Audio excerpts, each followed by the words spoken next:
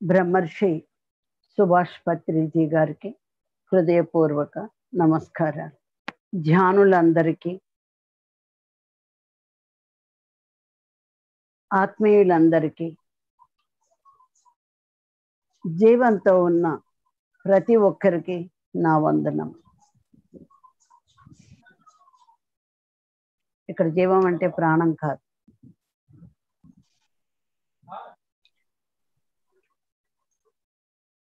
PMC USA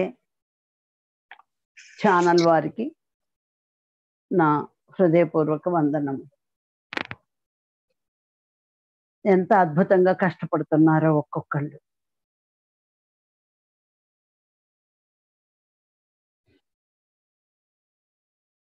నేను 98 నుంచి ధ్యానం మొదలు పెట్టాను. ఏదో ఒక కారణం కావాలి ధ్యానంలోకి రావడానికి. ఎన్నో విషయాలు తెలుసుకోవాలని ఉన్నా సరిగ్గా మన పిఎస్ఎం మూమెంటు ద్వారా వచ్చినటువంటి సమాధానాలు నాకు ఏ మూమెంట్ ద్వారా దొరకలేదు. పత్రిజీ గారి ద్వారానే అసలు ధ్యానం అంటే శ్వాస మీద ధ్యాస అన్నది పర్ఫెక్ట్గా అర్థమైంది. ఏ స్థాయికి సంబంధించిన గురువులు ఆ స్థాయికి ఉన్నారు. ఆ గురువులందరూ కూడా అందరికీ కూడా నా నమస్కారాలు. అయితే ఇక్కడ సూక్ష్మ శరీర యానము, దాని అనుభవాలు కొత్తవారు ఉండి ఉండొచ్చు, తెలిసిన వారు ఉండి ఉండొచ్చు, ఈ మాట విన్నవారు ఉండి ఉండొచ్చు. కానీ కొత్తవారు అసలు సూక్ష్మ శరీర యానం ఏంటి అని అంటే అసలు ఏమీ తెలియని వారికి నేను చెప్తున్నాను. మనకి 7 శరీరాలు ఉన్నాయి. మన భౌతిక శరీరం గురించే మనకు సరిగ్గా తెలియదు. లోపల ఏమి ఇంద్రియాలు ఉన్నాయో, బయట ఇంద్రియాలని ఎలా వాడుకోవాలో మనకు తెలియదు. అలాంటప్పుడు ఇంకా సూక్ష్మ శరీర యానం గురించి పర్ఫెక్ట్గా ఎలా తెలుస్తుంది?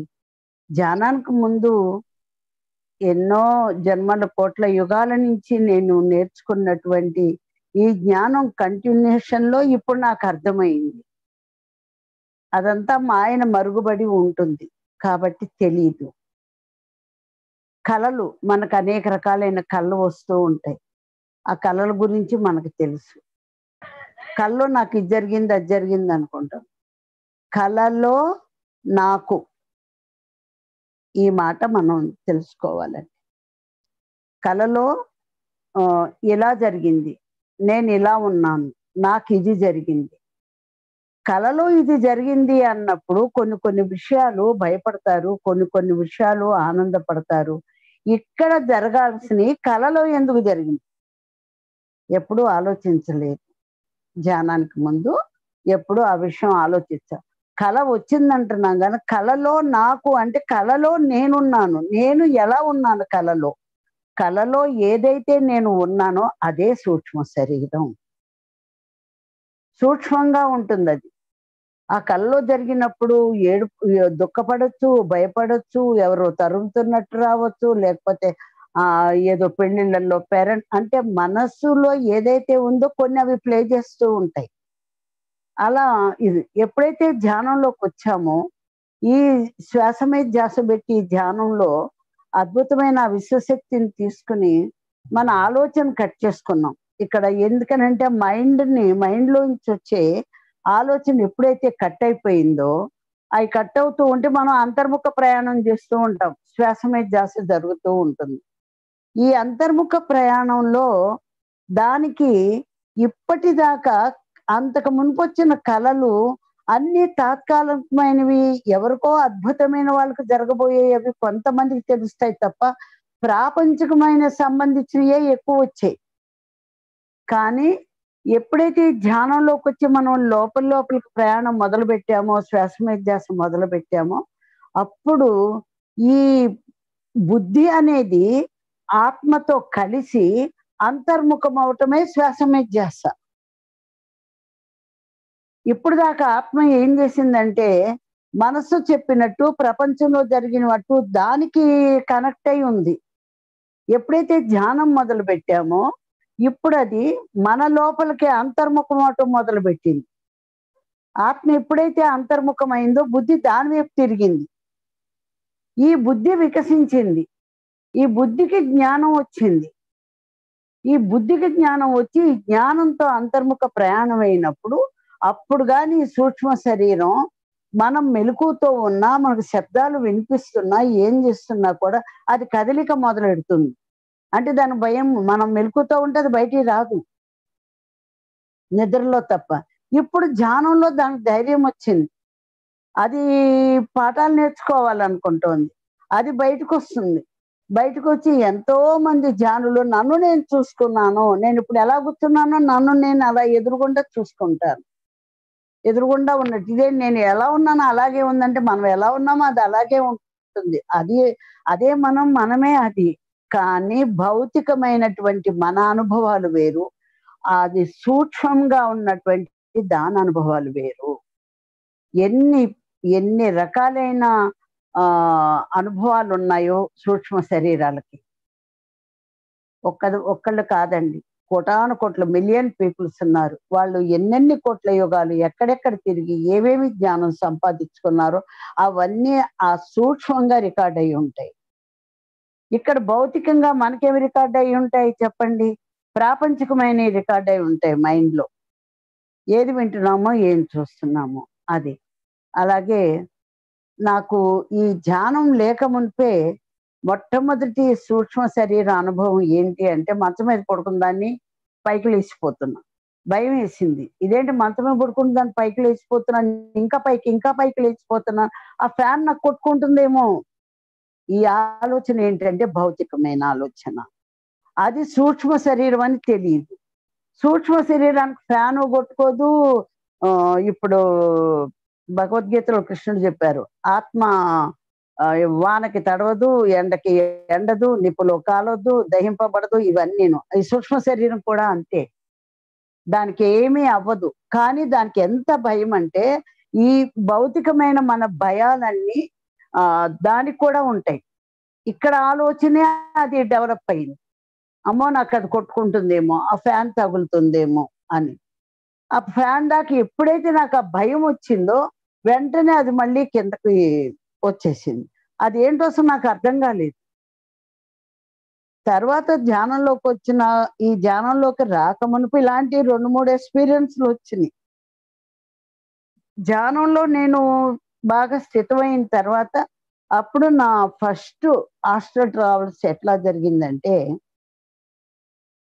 సడన్ గా మంచం మీద నుంచి ఒక్కసారి నేను లేచి వెళ్ళిపోతున్నట్టు కనిపించింది. అది ఎంత వేగం అంటే ట్రైన్కి 10 రెట్లు వేగం. నేను వెళ్ళిపోతున్నాను అనుకుంటున్నా.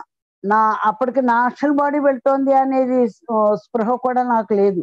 నేను దూకి ఇదేంటి ఇట్లా వెళ్ళిపోతున్నాను అనుకుంటున్నా. అలా అంత వేగంగా రైలు పట్టాల మీద ఎలా వెళ్ళిపోతుంది. ఆ పక్క ఈ పక్క మన ట్రైన్లో కూర్చున్నప్పుడు ఎలా కనపడతాయో అలా కనపడుతున్నాయి. అంటే ముందు నా శరీరంలో వచ్చినటువంటి బయటకు వచ్చిన సూక్ష్మ శరీరం స్పృహతో ఉండి, అంటే మెలకువతో ఉండి నాకు అన్ని ఇక్కడ తెలుస్తున్నాయి, అది మెలకువతో ఉండి బయటకు వచ్చి ఆ ట్రైన్ అమ్మట వెళ్ళిపోయింది.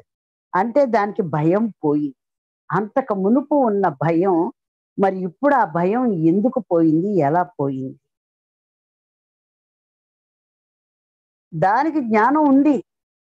కానీ అది కూడా ఈ ప్రపంచంలో మనం ఎట్లా మాయతో కప్పబడ్డామో అది కూడా మాయతో కప్పబడిపోయి కూర్చుంది. కాలేజీకి వెళ్ళి పుస్తకాలు చదవకుండా ఇంటికి వచ్చినట్టు, వాళ్ళు చెప్పింది వినకుండా ఇంటికి వచ్చినట్టు, ఏ సూక్ష్మ శరీరాన్ని మన దేహంలో ధరించి భూమి మీదకి వచ్చినటువంటి ఆత్మ ఆ సూక్ష్మ శరీరానికి పనే లేకుండా అయిపోయింది. దానికి జ్ఞానమే లేకుండా పోయింది. అది ఏ జ్ఞానం అయితే నేర్చుకుందామని చెప్పి ఈ శరీరంలోకి వచ్చిందో ఆ జ్ఞానం అనేది లేకుండా అజ్ఞానంగానే ఉండిపోయింది. రామచంద్ర, ఇలా ఎన్ని జన్మలెత్తామో మాకు సూక్ష్మ శరీరయానం చేయాలని ఉందండి, ఆస్ట్రల్ ట్రావెల్ చేయాలని ఉందండి, ఎలాగండి అని అడుగుతున్నారు. కానీ వాళ్ళల్లో ఆ జ్ఞానం ఉంది. ఇవాళ సూక్ష్మ శరీరయానం కాదు, వాళ్ళు ఎన్ని జన్మల నుంచే సూక్ష్మ శరీరయానం చేసి ఉన్నారో. అయితే ఏమైపోయింది ఇప్పుడు? ఎందుకు జరగటం లేదు? మనం ఎంతమందికైనా మనం సూక్ష్మ శరీరాలను బయటికి తీసి తెప్పించి మనం ఈ జ్ఞానం చెప్పగలుగుతాం? ఈ ప్రపంచంలో ఉండే జనాలు ఎంతమంది ఉన్నారు? యూనివర్సల్‌లో భూమండలం మీద ఉండేటువంటి ఈ జనాలు మొత్తం ఎంతమంది ఉన్నారా అనేది వాళ్ళు చూస్తారు గానీ, ఇండియాలో ఎంతమంది ఉన్నారు, అమెరికాలో ఎంతమంది ఉన్నారని చూడరు వాళ్ళు. మనకు మళ్ళీ చూడరు. మన లిస్టు వేరు, వాళ్ళ లిస్టు వేరిక్కడ. అందుకని ఈ భయం అనేది జ్ఞానంలోకొచ్చిన తర్వాత, దానికి మన జ్ఞానం ఎప్పుడైతే వచ్చిందో, దానికి ఎంత ధైర్యం వచ్చిందంటే, నేనెక్కడ దీంట్లో నుంచి బయటికెళ్ళి మొత్తం నేను తిరిగొచ్చేదాకా కూడా నాకెలాంటి ఆపద కలగదు. ఎందుకంటే సూక్ష్మ శరీరానికి, మనకి మన బొడ్డు భాగంలో ఇంత దాని కనెక్షన్ ఉంటుందండి ఇట్లా బుడిపిలాగా. అది సిల్వర్ కార్డ్. తల్లికి, బిడ్డకి ఉండే ఒక పేగు, ఆహారపు పేగు ఎలా అయితే ఉంటుందో, అలాగే దీనికి కూడా ఈ సిల్వర్ కార్డ్‌కి, ఈ బొడ్డుకి కనెక్షన్ ఉంటుంది. ఈ కనెక్షను అలా వేగంగా అది ఎంత దూరం అంటే భూమి చుట్టూ కూడా ఎంత వేగంగా ఓ నిమిషంలో ఓ 10 చుట్లు చుట్టేసుకొని వస్తుంది. ఇక్కడ నిమిషంలో మన కుర్చీలోంచి లేసి ఒక గుమ్మం దాటేసరికి నిమిషం పడుతుంది. దీనికి దానికి సంబంధం ఏంటి? భౌతిక శరీర అనుభవాలు ఇది వేరు. ఆస్ట్రల్‌గా దాని అనుభవాలు వేరు. అందుకని అది అంత వేగంగా ప్రయాణించేసింది. ఈ శ్వాస మీద ధ్యాస, ధ్యానం అనేది ఆ ఆస్ట్రల్ బాడీ యొక్క భయం పోగొడుతుంది. ఇది చాలా మందికి తెలీదు. ఆ భయం భౌతికంగా మనకు అన్ని విషయాల్లో భయం. సొసైటీ ఏమనుకుంటుందో అని భయం. పక్క వాళ్ళు ఏమనుకుంటారో అని భయం. ఇంట్లో అత్తగారు ఏమంటారో అని భయం. మన జీవితం అంతా భయమే. స్కూల్లో టీచర్ ఏమంటారో భయం. వాళ్ళు ఎలా చెప్తే అలా ఉండకపోతే ఏమంటారో అని భయం. ఎన్ని రకాలైన భయాలు. ఇన్ని రకాలైన భయాలు తీగలు చుట్టినట్టు మనం కట్టేస్తే మన ఎదుగుదల ఎక్కడి నుంచి వస్తుంది? మనం ఉన్న చోటే ఉందాం. ఇంట్లోనే ఉందాం. ఇంట్లో ఎలా ఉండాలో అలాగే ఉంది. భయం ఎక్కడ పోగొట్టుకోవాలి? లోపల ఆస్ట్రల్ బాడీకి భయం పోగొట్టుకోవాలి. ఆ భయం పోవాలి అంటే ఈ ధ్యానంతోటే ఆస్ట్రల్ బాడీ భయం కూడా పోతుంది. ఎంతెంత జ్ఞానాలున్నాయంటే అసలు ఆ సూక్ష్మ శరీరాల జ్ఞానాలు చూసి ఏమిటిది? సొసైటీ ఏమనుకుంటుందో అని భయం. మనకు అర్థం కాదు. ఏమనుకుంటారో అని భయం. ఇంట్లో మనకి అర్థం కాదది. ఎట్టి పరిస్థితిలోనూ అర్థం కాదు. కలలు ఒక్కటే తెలుసు. కాబట్టి ఆ రోజున నా ఆస్ట్రల్ బాడీ ఆ భయం అనేది ఎప్పుడైతే పోయిందో కంప్లీట్ అలా ఎంత దూరం వెళ్ళిపోయి ఒక్కసారి పైకి లేచి వెడుతుంటే ఎలా ఉంటుందంటే, చిన్నపిల్లలకి మనం పట్టుకొని చంకలో పట్టుకొని పిల్లల్ని నడక రాగానే వదిలితే ఎలా పరిగెడతాడో అంత ఆనందంగా వెళ్ళిపోతుంది. అంత స్వేచ్ఛగా వెళ్ళిపోతుంది అది. ఎంత స్వేచ్ఛగా స్పీడ్‌గా వెళ్ళిపోతుందంటే ఆకాశంలోకి దూసుకొని పోయి, ఆ పైకెళ్ళి ఆ పైన నేను నుంచుని కిందకి చూస్తే నాకేం కనిపించిందంటే ఒక పెద్ద ఆ హిమాలయాలు కనిపించినాయి ముందు. ఓహ్! నేను హిమాలయాలు పైనున్నాను అని చూశాననుకున్నాను. మరి అదే భౌతిక శరీరం వెళ్ళాలంటే ఎంత కష్టపడి మనం హిమాలయాలకు వెళ్ళాలి. హిమాలయాలకు వెళ్ళినా మనం ఉండే ప్లేస్‌లో ఎంత మన కనుచూపు ఎంత మేరైతే కనపడుతుందో అంత మట్టుకే మనం చూడగలుగుతాం. అదే ఆస్ట్రల్ బాడీ మొత్తాన్ని చూడగలిగింది. అంత అద్భుతంగా. తర్వాత అక్కడి నుంచి మళ్ళీ ప్రయాణం మొదలుపెట్టా. మళ్ళీ ప్రయాణం ఎంతసేపు ఒక్క సెకండ్‌లో 1000 వంతులు ఇక్కడి నుంచి అక్కడికెళ్ళిపోతున్నాం. ఇక్కడి నుంచి అక్కడికి వెళ్ళగానే పెద్ద ప్లే గ్రౌండ్ కనిపించింది. ఈ ప్లే గ్రౌండ్ ఎక్కడో అని నాకు తెలియలేదు. తర్వాత చూస్తే అది అమెరికాలో క్రికెట్ ఆడే ప్లేస్ అది. మళ్ళీ అక్కడే ఒక మేరీ మాత క్రీస్తుని ఎత్తుకుని ఉన్నటువంటి ఒక పెద్ద స్టాచ్యూ కనిపించింది. ఆ తర్వాత కిరీటం పెట్టుకుని లైట్ పట్టుకున్నది కనిపించింది. అప్పుడు నేను అది చూసి గుర్తుపట్టాను. ఓ ఇది అమెరికానా అనుకుని అది. అలా అక్కడి నుంచి పైకెళ్ళిపోయా. పూర్తిగా పైకెళ్ళిపోయా. పూర్తిగా పైకెళ్ళిపోయి ఇంకా నేను ఆ శూన్యంలో వెళుతూ ఉంటే ఒక పెద్ద ఎలాంటిదంటే ఒక పెద్ద ఆహ్, ఒక కొండలో సగం ముక్కల్లాంటివి. ముక్కలు ముక్కలయిపోయి అయి నా వైపుకొస్తుంది. భయమేసింది. ఇప్పుడు దాకా భయం లేదు.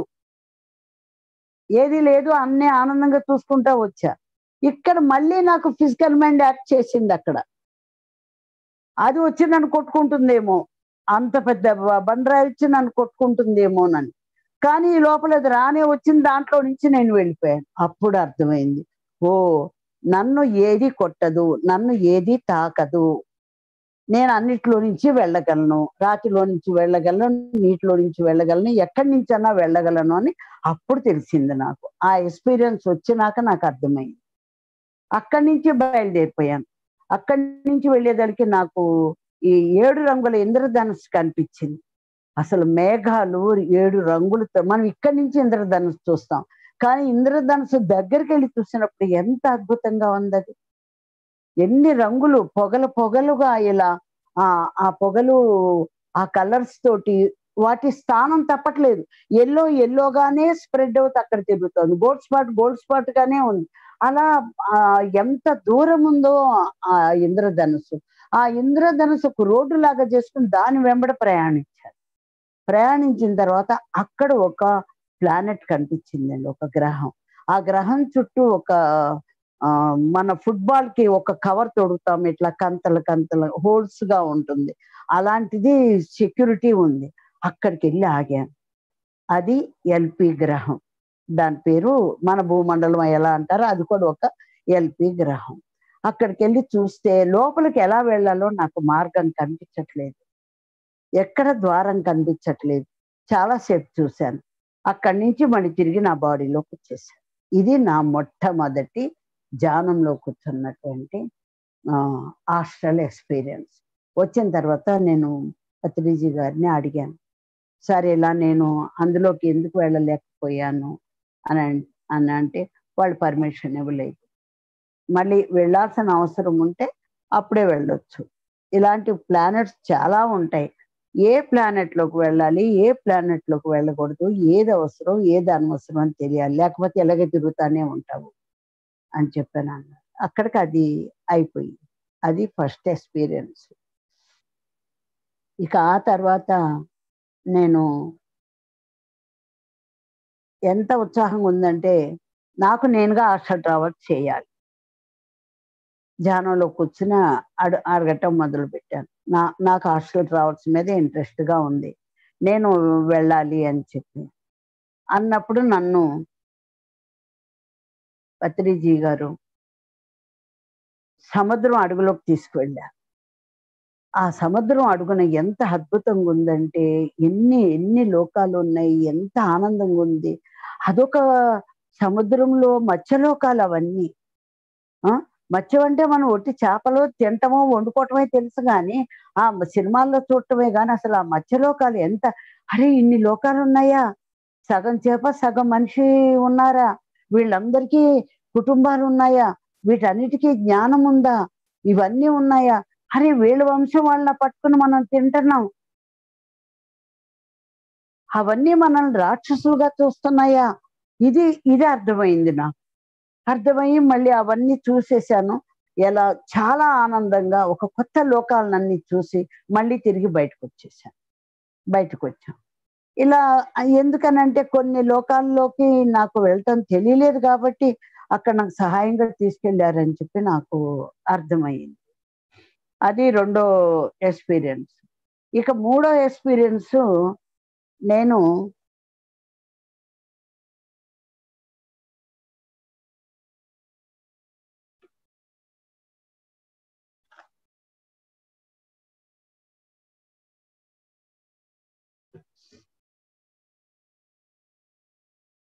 తపోలోకానికి వెళ్ళాను. అక్కడికి వెళ్ళేదాకా నాకు తపోలోకం అని తెలీదు. అసలు ఆ రంగులు వేరు. ఆ కలర్స్ ఇక్కడ మనం వర్ణించలేం. ఆ ప్రశాంతత ఇక్కడ మనం చెప్పలేం. అలా ఉంది. ఏంటి తపోలోకం ఇలా ఉంది. ఈ రంగులేంటి, ఇవేంటి, ఏంటంటే అక్కడ ఋషులు కూర్చొని తపస్సు చేస్తున్నారు. భూమి మీద తపస్సు చేసుకోవచ్చు కదా! తపస్సు చేసుకుంటున్నారు గదా! తపస్సు అయినాక ఇంకో లోకంలోకెళ్ళినాక మనం అది నేర్చుకోవాలి గానీ, వీళ్ళు ఇక్కడ తపస్సు చేస్తున్నారేంటి అనుకున్నా. ఆ తపోలోకం ఒకటుంది. ఇక్కడ తపస్సు చేసి మళ్ళీ అక్కడికెళ్ళి కూడా తపస్సు చేస్తారన్న విషయం నాకు తెలీదు. అక్కడికి వెళ్ళిన తర్వాత నాకు తెలిసింది. ఈ తపోలోకం. తపోలోకంలో ఎంతో మంది ఋషులు వాళ్ళు షేర్ చేసుకొని, అక్కడి నుంచి కూడా తపస్సు చేసి ఇంకా పైలోకాలకి వెళ్ళటానికి వాళ్ళు సాధన చేసుకుంటున్నారు. ఇది అయిపోయింది. ఇక మూడో ఎక్స్‌పీరియన్సు విజయవాడలో పిరమిడ్ పార్టీ ఆఫ్ ఇండియా అప్పుడు మొట్టమొదట ఎంపీగా మనం ఎమ్మెల్యే, ఎంపీగా చేశాం. పిరమిడ్ పార్టీ తరఫున. అప్పుడు నాకు పార్టీ అయిపోయింది. అయిపోయిన తర్వాత నా అంతకు మునుపు ఉన్న నేను వేరు, పార్టీ టైంలో నేను వేరు. ఒక భయం లేదు. ఒక జ్ఞానం. ఇక ప్రతి ఒక్కళ్ళకి పాంప్లెట్ పంచిపెట్టటం. అంతకు మునుపు ఏమీ తెలీదు. ఒక నామినేషన్ ఎలా వేయాలి? అంటే గవర్నమెంట్ రూల్స్ ఏంటి? పత్రి గారు ఒకటి చెప్పారు. గవర్నమెంట్ రూల్‌కి ఎట్టి పరిస్థితిలో వ్యతిరేకంగా మనం వెళ్ళొద్దు. మాట అనిపించుకోకూడదని. అది చాలా స్ట్రిక్ట్‌గా చేశాం. అది ఎంత ధైర్యంగా చేశామంటే మామూలుగా ఇళ్లల్లో ఉండే మన ఇళ్ళాలు ఆ రకంగా తిరగాలంటే వల్ల కాదు. తెలీదు సరిగదా వాళ్ళేమనుకుంటారో, వీళ్ళేమనుకుంటారో, చుట్టాలనుకుంటారో, ఎవరో డబ్బులిస్తున్నారు ఏదన్నా చేస్తారనుకుంటారు, ఇలా అనుకుంటారని భయాలు ఉండేయి. కానీ ఆ సమయంలో ఏ భయం లేదు. ఏమీ తెలీదు. చేశాము అన్నీ. అందరి డోర్ టు డోర్ పాంప్లెట్ ఎళ్ళింది. అందరికీ ధ్యానం చెప్పాము. చాలా హ్యాపీగా ఎట్లాగంటే ఒక విహారయాత్రలాగా పిరమిడ్ పార్టీ చేసాం. ఏ లీడర్ అయినా అలా చేస్తాడా? ఏ పార్టీ వాళ్ళన్నా అలా ఉంటారా? ఉండరండి. పిరమిడ్ పార్టీ రామరాజ్యం. ఇక్కడ అందులో ఉన్న పిరమిడ్ మాస్టర్స్ అందరూ ధ్యానులు. వాళ్ళకి ఏ భయం లేదు. ఇప్పుడు కూడా మనం ఏ భయం లేదు. ఎంత హ్యాపీగా ఉన్నాం. అలాగే ఆ రోజు లేదు. తర్వాత 6 నెలలు అయిన తర్వాత నాకు ఉన్నట్టుండి ఒకరోజు రూమ్‌లో టీవీ చూస్తూ కూర్చున్నాను. ఉన్నట్టుండి నా ఒళ్ళంతా చల్లబడిపోవటం మొదలెట్టింది. భయమేసి ఒక భయంలాగా ఉండి చల్లబడిపోవటం ఏంటి? నా శరీరంలో ఈ 6 నెలలు నేను నా శరీరంలో లేను. నా బాడీలో వర్ధమాన్ మహావీరుడు ఉండి ఇప్పుడు ఈ పార్టీ పనులన్నీ చేశారాయన. దీనిని వాక్ ఇన్ అంటారు. ఆ తర్వాత నేనెక్కడున్నానప్పుడు? అంటే నేను భావనా లోకంలో ఉన్నాను. అసలు భావనా లోకం ఏంటి అని అప్పుడు చూశాను నేను భావనా లోకంలో ఉంది. అక్కడ ఎంతసేపండి? ఒక రోజు, ఒక పగలు, ఒక రాత్రి. ఇక్కడ 6 నెలలయింది. ఈ టైం వేరు, ఆ టైం వేరు. అక్కడికెళ్ళి 1 ½ డే ఉన్నానని ఆస్ట్రల్ బాడీ అనుకుంటోంది. ఇక్కడేమో 6 నెలలనేమో ఫిజికల్ బాడీ అనుకుంటోంది. మన భూమండల కాలం ప్రకారం. అక్కడికి వెళ్ళిన తర్వాత చూస్తే అందరూ ఒకాయన వ్యాపారం చేస్తున్నారు. ఒకాయనేమో మరి హోటల్ పెట్టుకున్నాడు. ఇట్లా మామూలుగా ఇంట్లో ఆడవాళ్ళేమో ఏదో డెకరేషన్ అయ్యి అలా అలంకారం చేసుకుంటున్నారు. ఒకళ్ళేమో పిల్లల్ని తీసుకొని ఎక్కడికో వెళుతున్నారు. అంతా ఇక్కడ మన కుటుంబాలు ఎలా ఉన్నాయో అలాగే ఉంది. కానీ గాలి లేదు, ధూళి లేదు, శబ్దం లేదు. నిశ్శబ్దం. ఎక్కడ చూసినా నిశ్శబ్దం. ఏమీ లేదు. మళ్ళీ నేను ఆ ఇంట్లో వాళ్ళని అడిగాను. అమ్మా ఎక్కడికెళ్తున్నారు మీరు అని. అంటే నాకు పత్రి గారు తులసి దళం రిలీజ్ చేస్తున్నారు. అందుకని చెప్పి మేము వెళుతున్నాం. అదేంటి తులసి దళం ఆల్రెడీ ఎప్పుడో రిలీజ్ అయిపోయింది కదా! అంటే ఇది రెండో తులసి దళం. నాకెవరు ఏం చెప్పలేదేంటి పత్రి గారు తులసి దళం రిలీజ్ నేను కూడా వస్తాను అన్నాను. అనేదలికి నేను అక్కడికి వెళ్ళాను. వెళ్ళి చూసినాక అప్పుడు గాని నాకు అర్థమైంది నేను భూమి మీద లేను, నేనిక్కడ లేను, నేను భావనా లోకంలో ఉన్నాను అని. వాళ్ళు చెప్పారు. ఎవరో తీసుకొచ్చి మిమ్మల్ని ఇక్కడ దింపారు. మీరిక్కడున్నారు. ఈ 6 నెలలు మీకు ఈ 1 ½ డే మీరిక్కడికి వచ్చారు. మళ్ళీ మీరు వెళ్తానికి సిద్ధంగా ఉన్నారు అని. ఇక నాకు ఈ ఫిజికల్ మైండు ఇది అంతా అక్కడ అర్థమైపోయింది. ఇంక నేను వెళ్ళిపోవాలి. మా ఇంటికి పంపించేయండి. ఇంటికి పంపించడం అంటే ఏంటంటే ఈ శరీరం ఇల్లు దానికి. ఈ ఇంట్లోకి పంపించమని అడుగుతోందది. నేను నా ఇంట్లోకి వెళ్ళిపోవాలి అని చెప్పి. వెంటనే వాళ్ళు తీసుకొచ్చారు. ఆ తులసి దళం బుక్ చూడగానే నాకు ఆ స్మృతి వచ్చింది. వెంటనే ఈ బాడీలోకొచ్చింది. ఈ బాడీలోకి రావటం నాకు ఆ రావడం తెలుస్తోంది. నా ఇంట్లోకి నేను ఆ సూక్ష్మ శరీరం ఎలా వచ్చింది అయితే భయపడింది అది. కొద్దిగా భయపడుతుంటే నా ఎదురుగుండా కూర్చొని బుద్ధుడు, "నువ్వేమీ భయపడాల్సిన పని లేదు. నీ చేతులు చూసుకో, నువ్వు అన్నీ బాగానే ఉన్నావు. ఒక నెమ్మదిగా కళ్ళు తెరువు, భయపడమాకు" అని చెప్పి. అప్పుడు నెమ్మదిగా కళ్ళు తెరిస్తే, మనం కొన్నాళ్ళు ఊరెళ్ళి తాళం తీస్తే ఇల్లంతా కొత్తగా ఎలా కనపడుతుంది అట్లా నాకు ఇల్లంతా కొత్తగా కనిపించింది. ఆ గోడలు, ఆ టీవీ అవన్నీ. అవును, ఎక్కడున్నాను నేనని అలా కొత్తగా చూసుకుంటాం మొదలుపెట్టాననమాట. అది. అది నా ఒక ఎక్స్‌పీరియన్స్ భావనాలోకం అని. భావనాలోకం అయిపోయిన తర్వాత ఒకసారి సువర్లోకానికెళ్ళాను. సువర్లోకంలో ఆహ్, వైజాగ్ వెళ్ళామండి. వైజాగ్ రెడ్ నాయుడు గారి ఇంట్లో పైన ఒక చిన్న పిరమిడ్ కట్టారు. కృష్ణా పిరమిడ్ అని చెప్పి. ఆ కృష్ణా పిరమిడ్‌లో ధ్యానం చేస్తున్నాం. ధ్యానం చేస్తుంటే అక్కడి నుంచి హాస్టల్ వరల్డ్‌కి వెళ్ళిపోయాను నేను. వెళ్ళిపోయి అంతా తిరుగుతూ చూస్తూ ఉన్నాను. చూస్తూ ఉండి ఎక్కడికి వెళ్ళాను నేను? కృష్ణా వరల్డ్‌కెళ్ళాను. ఎంత వేగంగా వెళ్ళానంటే దారిలో ఎన్ని చూశాను, ఎన్ని గ్రహాలను చూశానో, ఎన్ని స్టార్స్‌ని చూశానో, మరి ఈ జనాలోకం చూశానా, తపోలోకం చూశానా, ఇవన్నీ టచ్ చేసుకుంటూ సత్యలోకం దగ్గరికెళ్ళాను. సత్యలోకం చుట్టూ ఒక గోల్డెన్ కవరు ఆరా ఇలా కాపలా కాస్తా ఉంది ఒక స్నేక్ టైప్‌లో. అంటే సత్యలోకంలోకి ఎవరు పడితే వాళ్ళు ఎంటర్ అవుట ఏ లోకంలోకైనా సరే, ఎవరు పడితే వాళ్ళు ఎంటర్ అవ్వటానికి లేదు. 10వ క్లాస్ తర్వాత ఎంటర్ ఎట్లా అయితే అవుతామో, ఇంటర్మీడియేట్‌కి వెళ్తామో, అలాగే ఒక లోకంలో మనం ఒక స్థానం సంపాదించుకొని అది పాస్ అయిన తర్వాతే ఇంకో లోకానికి వెళ్తాం. ఇంకో డైమెన్షన్‌కి వెళ్తాం.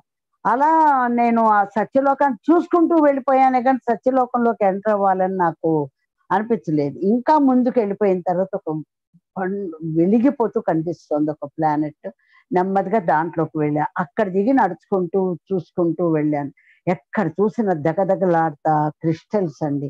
ఒక పాము పుట్టలు ఎలా ఉంటాయో ఆ టైపులో పుట్టలు పుట్టలుగా క్రిస్టల్స్ ఉన్నాయి.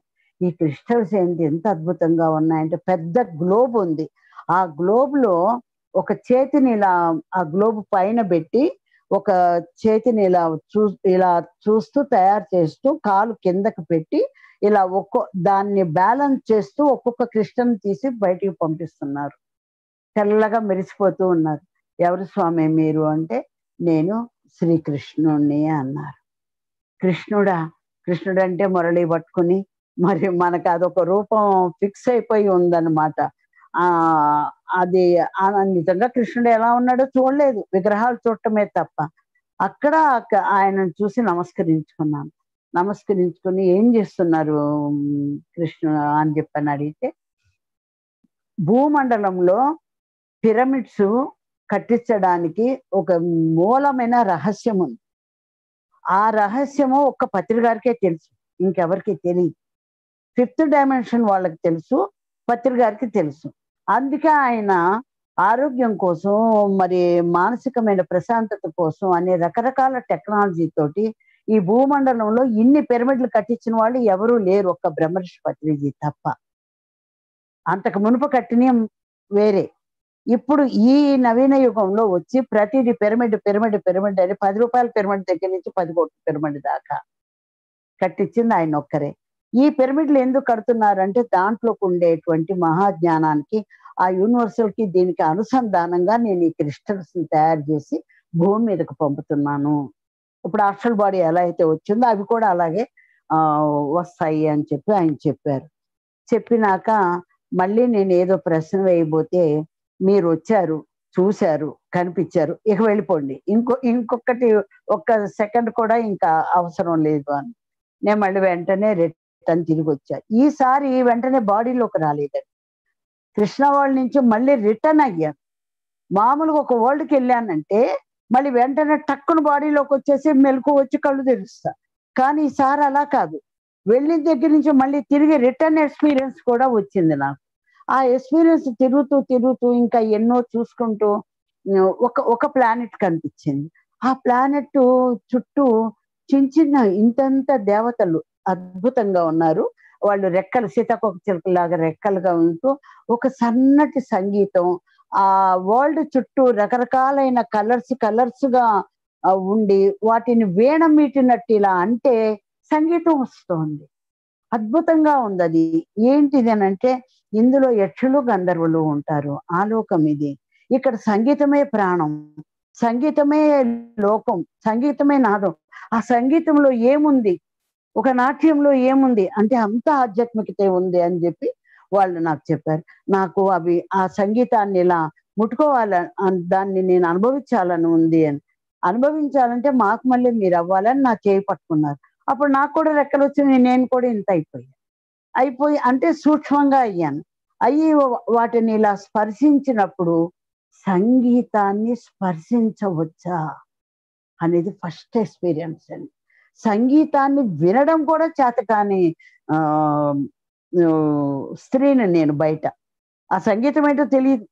ధ్యానంలో కూర్చుని వేణునాదం ఒక్కటి విన్నానే కానీ అసలు సంగీతం సరిగమ పదనిస్తే మనకేం తెలుసు, నేర్చుకుంటే కదా ఏదైనా తెలిసేది. ఏది తెలియదు. ఆ సంగీతం ఎంత అద్భుతంగా ఉంది, ఎంత ఆనందంగా ఉంది, దాన్ని స్పర్శించవచ్చా అంటే సంగీతం తెలిసిన మహానుభావులందరూ ఆ ఆ ఆనందాన్ని పొందటమే స్పర్శ, ఆ లోతుకు తీసుకోవటమే స్పర్శ అంటే. అంతేగాని స్పర్శ అంటే భౌతికమైన స్పర్శ కాదు. అదంతా నాకు చాలా ఆనందం పొందాను. పొందిన తర్వాత ఇంకా సమయం అయిపోయింది, మీరు వెళ్ళండి అన్నారు. అప్పుడు మళ్ళీ వెంటనే నేను నా బాడీ నాకు వచ్చేసింది. నేను మళ్ళీ సూక్ష్మ శరీరయానం మొదలుపెట్టాను. మొదలుపెట్టి మళ్ళీ వెడుతూ వెడుతూ ఉన్నాను. ఇలా 1, 2 చోట్ల కొన్ని కొన్ని అన్ని చూసుకుంటూ వెడుతున్నాను తప్ప ఎక్కడ ఆగలేదు. అలా వస్తూ పైన చూస్తూ ఉంటే అక్కడ నాకు ఒక ప్లానెట్ కనిపించింది. ఆ ప్లానెట్ లోకి వెళ్ళాను. అక్కడికి వెళ్ళేదానికి ఇంకా కొన్ని ఆస్ట్రల్ బాడీస్ కలిసినాయి నాకు. వాళ్ళందరితో కలిపి నేను ఆ ప్లానెట్ లోకి వెళ్ళాను. ఆ ప్లానెట్ లోకి వెళ్తే లోపల ఉన్నాయండి ఇల్లు పిరమిడ్, ఒక బావి పిరమిడ్, మొత్తం లోపల అన్ని పిరమిడ్ షేప్, అన్ని పిరమిడ్ షేప్లే. ఆ పిరమిడ్ షేప్ లో నేను అన్ని చూస్తూ ఒక చిన్న పిల్లవాడిని పిలిచి ఏదో అడిగాం, క్వశ్చన్ అడిగాం. అడిగితే నేను అనుకున్నాను ఆ చిన్న పిల్లాడు ఏం చెప్తాడు, పెద్దవాళ్ళు అడిగి ఎవరన్నా అడిగి కనుక్కోండి అని చెప్పాను. ఆ పిల్లవాడు చెప్పిన సమాధానానికి దిమ్మ తిరిగిపోయింది. అంటే వాడు పిల్లవాళ్ళ కనపడుతున్నాడు కానీ మహా అద్భుతమైన జ్ఞాని అన్నమాట. ఇక్కడ భూమండలంలో ఈ ఫిజికల్ మైండ్ అక్కడ కూడా యాక్ట్ చేస్తుంది. ఆ విధానాలు మనకు తెలియదు. ఆ లోకంలోకి వెళ్ళినప్పుడు ఆ లోకంలో ఎలా ఉంటారు, ఏం చేస్తారు, వాళ్ళతో మనం ఎలా మాట్లాడాలి, ఏం తెలుసుకోవాలి అనే జ్ఞానం తెలిసిండి వెళ్ళాలి. ఒక అమెరికా రావాలంటే వాళ్ళ రూల్స్ వాళ్ళకుంటే ఆ రూల్స్ ప్రకారం వెళ్ళాలి. నేను ఇండియా రూల్స్ పెడతానంటే వాళ్ళు ఒప్పుకోరు. ఒక ఒక భూభాగంలోనే ఒక ప్లేస్ నుంచి ఇంకో ప్లేస్కి వెళ్ళినప్పుడు ఇన్ని రూల్స్ ఉన్నప్పుడు ఒక లోకం నుంచి ఇంకో లోకంలోకి వెళ్ళినప్పుడు రూల్స్ ఉండవా? ఆ రూల్స్ అన్ని ఎక్కడ నేర్చుకోవాలి, ఎక్కడ తెలుసుకోవాలి? భూమండలంలోనే తెలుసుకోవాలి. ఈ శరీరం ద్వారా ఉన్న సూక్ష్మ శరీరమే ఆ విద్య నేర్చుకోవాలి. ఆధ్యాత్మిక విద్య, ఆత్మ ఎదుగుదలకి మూల కారణమే సూక్ష్మ శరీరం.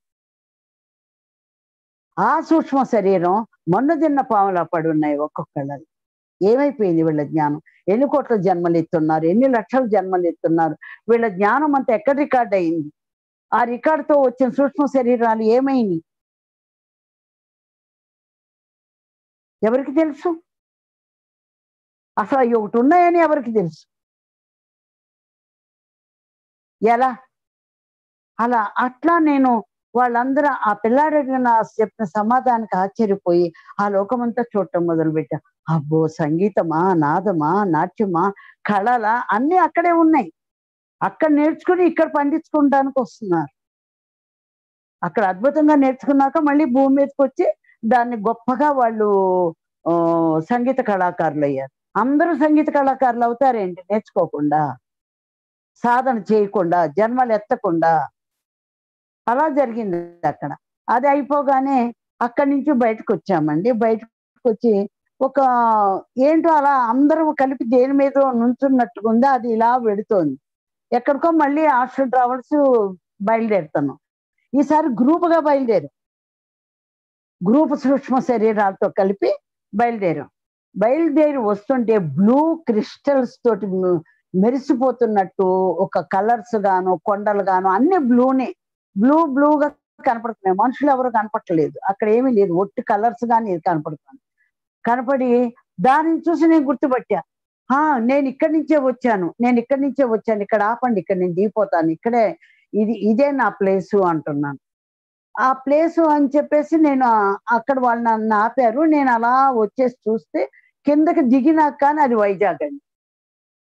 ఆ పైన ఉన్నప్పుడు నాకు వైజాగ్ ఎందుకు కనిపించలేదు, కిందకి దిగినాక నాకు ఎందుకు కనిపించింది అంటే, మనము ఇంకొక డైమెన్షన్ అంటే ఇంకొక లోకంలో నుండి వస్తున్నప్పుడు ఈ లోకం ఎలా కనపడుతుంది. చంద్రమండలంలోకి వెళ్ళారు, ఏమీ లేవన్నారు, ఒట్టి రాళ్ళు రప్పలు ఇవే తప్పే. ఏమున్నాయో ఒక ఆత్మజ్ఞాని ఆస్ట్రల్ బాడీ వెళ్తే తెలుస్తుంది. ఫిజికల్ సైన్స్ కి ఫిజికల్ కంటికి ఎలా కనపడుతుంది. అలాగే ఇప్పుడు ఇది నేను ఆ పైన ఉన్నప్పుడు నాకు ఒట్టి క్రిస్టల్, నేను ఆ డైమెన్షన్ లో ఉండి ఆ లోకంలో ఉండి ఈ లోకంలోకి చూసినప్పుడు ఇలా కనపడుతుందా, ఇక్కడ ఏమీ లేవు, ఒట్టి బ్లూగా ఉన్నాయి, ఇవంతా క్రిస్టల్స్ ఉన్నాయని కనపడుతుందా. ఇంకా నేను దిగినాక కానీ నాకు అప్పుడు అర్థమైంది ఇది వైజాగ్ అని. వెంటనే దాంట్లో నుంచి నేను నా బాడీలోకి వచ్చేసాను. ఇది దగ్గర నాకు 1/2 అవర్ పైనే పట్టిందండి నాకు అందులో కూర్చొని. అప్పుడు నేను దిగొచ్చి, అద్భుతమైన పిరమిడ్ ఇది, ఎంత పిరమిడ్, అందులో ఒక 7-8 మంది కూడా కూర్చుంటానికి లేదు, చిన్న పిరమిడ్, 10 మంది ఇరుకుని కూర్చోవచ్చేమో, కానీ చూస్తానికి చిన్న పిరమిడ్, కానీ అది కృష్ణా వరల్డ్ కనెక్ట్ అయి ఉందని చెప్పి అప్పుడు అర్థమైందనమాట. ఇలా ప్రతి ఒక్క పిరమిడ్ కి ఎంత విశిష్టత ఉంది అంటే ఆ సీక్రెట్స్ మనం తెలుసుకుంటేనే కదా మనం ఉపయోగపడుచుకునేది. కేవలం శారీరకమైన ఆరోగ్యం అనేది పెద్ద ముఖ్యమేమి కాదండి. ధ్యానంలోకి మనం వెళ్ళిపోతుంటే ఆత్మ చూసుకుంటుంది శరీరాన్ని.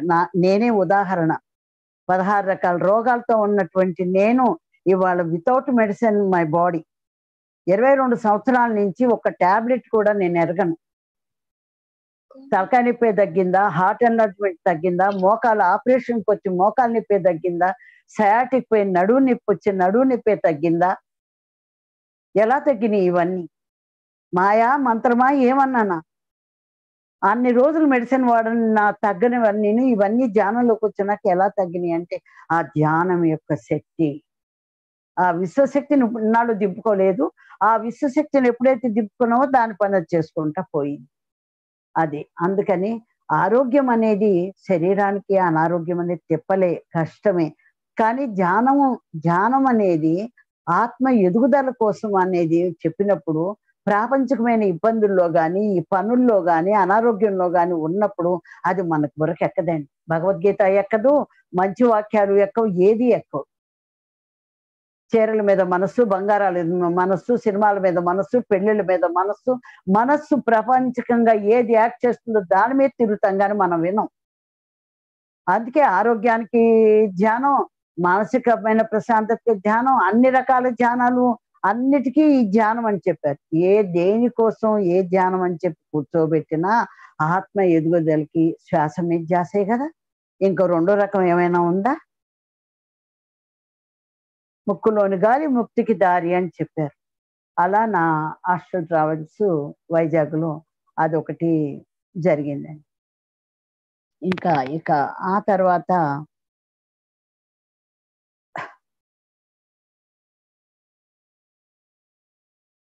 నాకు నేనుగా ప్రయాణమై వెళ్ళాలి. నాకు చాలా మంది పిరమిడ్ మాస్టర్లు నేను ఇప్పుడు అక్కడికి వెళ్ళాలి అంటే పత్రికారు వాళ్ళకి పరీక్ష పెట్టేవారు. డాక్టర్స్ యుగంధరు వీళ్ళందరూ ఉన్నారండి. వాళ్ళందరికీ మాకంటే ముందు వాళ్ళు సీనియర్స్. వాళ్ళందరూ మీరు పలానా చోటుకు వెళ్ళి రండి అంటే, వాళ్ళు ఇప్పుడు మనం ఫిజికల్గా ఎలా వెళ్ళొస్తామో వాళ్ళు ధ్యానంలో కూర్చొని హాస్టల్ బాడీని రిలీజ్ చేసుకుని పెడతారు. నేను అనుకున్నాను వాళ్ళు అలా పెడుతున్నారు, నాకు ఆటోమేటిక్ గా జరుగుతుందే తప్ప నాకు నేనుగా ఇప్పుడు నేను హాస్టల్ బాడీ రిలీజ్ చేసుకుని వెళ్ళాలి అనేది నాకు జరగక నేను ఒకరోజు ధ్యానంలో కూర్చున్నప్పుడు ఎవరో పిలుస్తున్నారు నన్ను.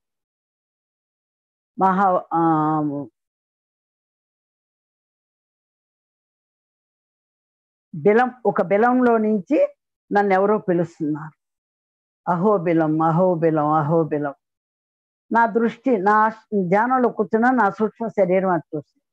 అప్పుడు అనుకున్నాను నేను నాకు నేనుగా నేను బయలుదేరట్లేదు, ఇప్పుడు నేను వెళ్ళాలి అని. వెళ్ళాలనుకోగానే అది వెళ్ళిపోయింది. వెళ్ళిపోయింది. వెళ్ళిపోయి ఎంత దూరం వెళ్ళిందంటే అక్కడ శ్రీశైలం దగ్గర అహోబిలము అని చెప్పి ఎక్కడో ఉందో అసలు నాకైతే తెలీదు. దాని పక్క నుంచి వెళ్ళటం మొదలుపెట్టాను. అహోబిలం దాకా వెళ్ళాను. కానీ ఆ పక్క నుంచి ఇంకెటు పక్కకో వెళ్ళటం మొదలుపెట్టాను. అక్కడ ఒక రూట్ కనిపించింది. ఆ రూట్‌లో నుంచి కిందకి దిగటం మొదలుపెట్టాను. కిందకి దిగి ఎక్కడికి వెళ్ళిపోయానంటే ఎంత చీకటంటే ఆ చీకటి అక్కడ చీకట్లో చూడగలుగుతారు. ఇక్కడ వెలుతురులో మనం ఎలా చూడగలుగుతాం, చీకట్లో చూడలేం. కానీ అక్కడ చీకట్లో కనపడుతోంది. అన్నీ కనపడుతున్నాయి. అయన్నీ చూసుకుంటూ మెట్లు దిగి దిగి ఒక చోటుకెళ్ళిపోయాను. వెళ్ళిపోతే పెద్ద హాలు. అన్నీ ఐరనేనండి. ఐరన్ రూములు, ఐరన్ గోడలు, ఐరన్ హాలు, ఐరన్ మెట్లు అంతా ఐరన్. అది ఐరన్ వరల్డ్. దానికి వెళ్ళానన్న సంగతి నాకు తెలీదు. తీరా అక్కడ వాళ్ళు పిలిచారు, వెళ్ళాను నేను. అక్కడికి వెళ్ళిన తర్వాత వాళ్ళు ఎలానో అంటే యుద్ధంలో శిరస్త్రాణాలు అయన్నీ పెట్టుకుని ఇంతంత బొమ్మలు మ్యూజియంలో కూడా ఉంటాయి చూసారా? అలా ఉన్నాయి. ఒక 7 అడుగులు, 8 అడుగులు ఎత్తున్నారు ఒక్కళ్ళు. ఆ శూలాలు పట్టుకుని. నేనెక్కడికొచ్చాను అన్నాను. ఐరన్ వరల్డ్‌కొచ్చారు అన్నారు. ఇక్కడికి ఎందుకొచ్చాను అని. నేను పిలిచాము మీరొచ్చారు అని. ఏ ఏముంది ఇక్కడ ఇప్పుడు నేనేం జేయాలి? ఏం తెలుసుకోవాలి? అసలు ఈ చీకటేంటి అన్నాను. అంటే వాళ్ళన్నారు ఒక రూమ్ చూపిచ్చారు. ఆ రూమ్ దగ్గరికెళ్ళాను. వెళ్ళగానే లోపలికెళ్ళలేదు. ఏంటి అది అని చూశాను. అదంతా ఒక ప్రయోగశాల. అంతా ఒక పెద్ద తొట్టి, బ్లడ్డు, దాంట్లో ఒక బాడీ ఇవన్నీ ఒక్కసారి గుండె గతుక్కుమంది. ఇదేంటి? ఎక్కడికొచ్చాను నేను? అసలు వీళ్ళెవరు? ఏంటి ఇది అనంటే, మీకు చాలా విద్యలు తెలుసు. మీ లోపలున్నాయి ఆ విద్యలు. సందర్భం వచ్చినప్పుడు విద్య బయటకొస్తుంది. ఒట్టెప్పుడు రాదు. అవసరాన్ని బట్టి విద్య బయటకొస్తుంది. ఇప్పుడు ఇక్కడ వీడిని బతికిచ్చాలి మీరు. ఆ విద్య మీకు తెలుసు అన్నారు. ఇక నాకు అర్థమైపోయింది. ఎందుకనంటే అయన్నీ నెగటివిటీ. అవన్నీ భూమి మీదకొచ్చేవి కావు. వాడు జీవించకూడదు. కానీ వీళ్ళు నన్ను పట్టుకున్నారు. ఇప్పుడు నేనేం జేయాలి? వెళ్ళిపోదాము అని నేను అనుకోగానే టెలిపతి నా ఆలోచన పసిగట్టేసి అన్ని డోర్‌లు మూసేసింది. నాకసలు ఏమీ అర్థం గావట్లేదు. ఎలా ప్రయాణం జేయాలో అర్థం గావట్లేదు. ఎక్కడికక్కడ బీసుకుపోయాననమాట. నేను ఎట్లా వెళ్ళాలి? ఏం చేయాలి? ఒక మెట్లు కనపడుతున్నాయి. కొద్దిగా వెలుతురు కనిపిస్తుంది. అక్కడి నుంచి కింద దిగి పారిపోదామని అటు బయలుదేరా. బయలుదేరితే గేట్ పడిపోయింది. ఇక వాళ్ళంతా నన్ను ఇలా 10 మంది చుట్టి నన్ను ఇలా అటు తోస్తున్నారు. వాళ్ళు వాళ్ళు ఇలా వస్తూ ఉంటే నేను వాళ్ళని తప్పించుకోవడానికి ఆ రూమ్‌కేసెళ్తున్నా. ఒక్కసారిగా నా రూమ్‌లో అడుగు పెట్టానో నేను మళ్ళీ బయటికి రానని నాకు తెలిసిపోయింది. తెలిసింది, భయమేసింది. నేను అడుగు పెట్టను. నా ప్రాణమన్నా పోయినా సరే, కానీ నేను అడుగు పెట్టను అనుకుంటున్నా. ప్రాణం పోవటం కాదు, సిల్వర్ కార్డ్. అది హాస్టల్ బాడీ. హాస్టల్ బాడీ ఇరుక్కుపోయిందంటే ఏమన్నా ఉందా? ఈ ఫిజికల్ బాడీ కాదు ప్రాణం పోవటానికి. ఏం జేయాలి? అక్కడ ఇక అల్లాడిపోతున్నాను లోపల. ఏం జేయాలి? ఏం జేయాలని చెప్పి. అప్పుడు ఒక ట్యూబ్ లైట్‌లా నాకు కనిపించింది. వెలుతురు, సన్న వెలుతురు. ఆ వెలుతురుకేసి ఆ వెలుతురుకేసి ఎప్పుడైతే పరిగెట్టానో అక్కడ ఒక గేట్ లాగా తీసుకున్నా. ఆ వెలుతురు నేను ఎక్కడో ఒక దాంట్లోకెళ్ళిపోయాను. వెంటనే ఆ తలుపు మూసుకుంది. అలా చూస్తే లోపలంతా సిల్వర్ కలర్ డ్రెస్‌లో ఇంతంత బాక్సులండి ఆకుపచ్చవి. చాలా సున్నితంగా పట్టుకుని వాటిని చాలా సున్నితంగా పట్టుకుని తీసుకెళ్ళి ఒక బాక్స్‌లో పెడుతున్నారు. అక్కడెక్కడి నుంచో తయారు చేస్తున్నారు. తీసుకొచ్చి దాంట్లో పెడుతున్నారు. అవన్నీ చూస్తున్నాం. ఓ పక్క దడ, భయం. పొయ్యిలో నుంచి ఎవరు మీరు? నన్నెక్కడ తీసుకొచ్చారు? అంటే మాట్లాడరు. ఆ! ఇదిగో మీరిక్కడ కూర్చోండి అంటారు. ఏమీ మాట్లాడరు. పోనీ నా భాష మీకు అర్థం కావట్లేదా? అది మాట్లాడరు. నేనెక్కడున్నాను? అది చెప్పరు. ఇక నాకు మళ్ళీ భయమేసింది. పొయ్యిలో నుంచి వెళ్ళి పెనం మీద నుంచెళ్ళి పొయ్యిలో పడ్డానా ఏంటి? అక్కడి నుంచి మళ్ళీ ఇక్కడికొచ్చానేంటి అని చెప్పనని అనుకుంటా. ఈ లోపల నన్ను ఒకాయన తీసుకొచ్చి, మీరు మీకై మీరు ప్రయాణం జేసి తెలిసి తెలియకుండా ఒక లోకంలో ఇరుక్కుపోతే ఆవిడని తీసుకురా అని చెప్పి పత్రి గారు పంపిస్తే మేమొచ్చాం. మన ఎనకమాల మన గురువు మనని ఎలా సంరక్షించుకుంటాడు అన్నదానికి నేను అనుభవపూర్వకంగా అనుభవించి చెప్తున్న మాటలివి. పుస్తకాలు చదివి చెప్పేవి కావు. అందుకే నాకు చదువు రాలేదు. చదువు లేదు. ఎవరైనా చెప్పినా విన్నా అవి నా బుర్రకెళ్ళవు. ఆ విన్న కాసేపే బాగుంటాయి, ఒక్క ముక్క మళ్ళీ నాకు అర్థం కాదు. నేను పొందిన అనుభవం మాత్రం ఈ మైండ్ లో ఏది అడిగినా వచ్చేస్తుంది రికార్డ్. ఇంత పెద్ద భాండాగారం ఉంది మైండ్ లో. అప్పుడు అనుకున్నాను అనమాట, అమ్మా నన్ను ఇక్కడ తీసుకొచ్చారా అని. అప్పుడు అలా కూర్చున్నాను, కుర్చీలో అక్కడ చైర్లో లాగుంది, కూర్చుంటే స్టార్స్ అన్నీ కనపడుతున్నాయి. ఏమంటే ఇక్కడి నుంచే మనం రాత్రిపూట స్టార్స్ వస్తాయి, అంత అందంగా ఉంటాయి. వాటిని దగ్గరగా ఇంకా చూసినప్పుడే ఎంత అద్భుతంగా ఉంటుంది, ఏం వర్ణించి చెప్తాము అవి. అంత అద్భుతంగా అవన్నీ చూసుకుంటూ చూసుకుంటూ వచ్చి నా బాడీలో ఇప్పుడు బుద్ధి వచ్చిందా అన్నారు గురువు. ఇక్కడిక్కడ అంటే ఎక్కడికన్నా వెళ్ళొచ్చు, కానీ తెలియకుండా ఒక మనిషి ఎలా అవతలకు వెళితే ఆపదలు ఉంటాయో తెలియకుండా హాస్టల్ బాడీ జర్నీ చేసినా కూడా ఇలాగే ఆపదలు ఉంటాయి.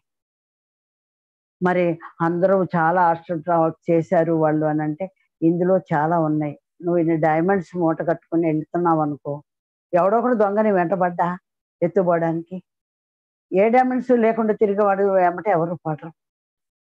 అలా ఉంటాయి. ఆ డైమండ్స్ ఏంటంటే నీ జ్ఞానం. ఎన్ని కోట్ల యుగాలు ఎంత కష్టపడి పుట్టి చచ్చి పడితే ఒక జ్ఞానాన్ని సమీకరించుకుంటే ఆ జ్ఞానాన్ని ఎత్తుపోయే వాళ్ళు కూడా ఉంటారు. వాళ్ళే చీకటిలోకి వాసు, వాళ్ళే ఈ భూమంతా కమ్ముకుని ఉన్నారు, వాళ్ళే ఈ ప్రపంచాన్ని సర్వనాశనం చేశారు. ఆ సర్వనాశమైన ప్రపంచంలో ఉండి అదే ఆ బతుకే నిజం అని చెప్పి మనం కూడా సర్వనాశనం అయిపోయాం. నీ జీవితము ఇదే గనక నిజమైతే, ప్రకృతి సహజ సిద్ధమైన జీవితమే గనక మనం జీవిస్తే ఈ సుఖాలేంటి కష్టాలేంటి, ఎందుకు దుఃఖపడాలి? ఏం చదువుకోవడానికి వచ్చామో చదువుకుని వెళ్ళిపోతాం కదా. తెలీదు, సహజ సిద్ధమైన జీవితం మనం జీవించట్లేదు అని తెలియదు. చెప్పడానికి వచ్చిన వాళ్ళందరినీ ఓషోని చంపేశారు, క్రీస్తుని చంపేశారు, సోక్రటీస్ని చంపేశారు. ఇంకెలా చెప్పాలి? మీ జ్ఞానం అంతా మరుగున పడిపోయింది. ఎందుకు పనికిరాని జీవితం మీరు జీవిస్తున్నారు. చాలా డబ్బు ఉంది, చాలా నగలు ఉన్నాయి, చాలా బిల్డింగ్లు ఉన్నాయి అన్నారు. ఇవాళ కరోనా వచ్చింది, ఒక్కొక్కరి ఇండ్లలో దూరి కూర్చున్నారు. ఇప్పుడు ఎందుకు బయటికి రావట్లా? ఆ డబ్బు ఆదుకుందా, బంగారం ఆదుకుందా, మీరు ఏది ఆదుకుంది? ధ్యానం ఒక్కటే ఆదుకునేది. అనుభవంతో చెప్తున్నా, నాశనం అవ్వాలని చెప్పట్లా,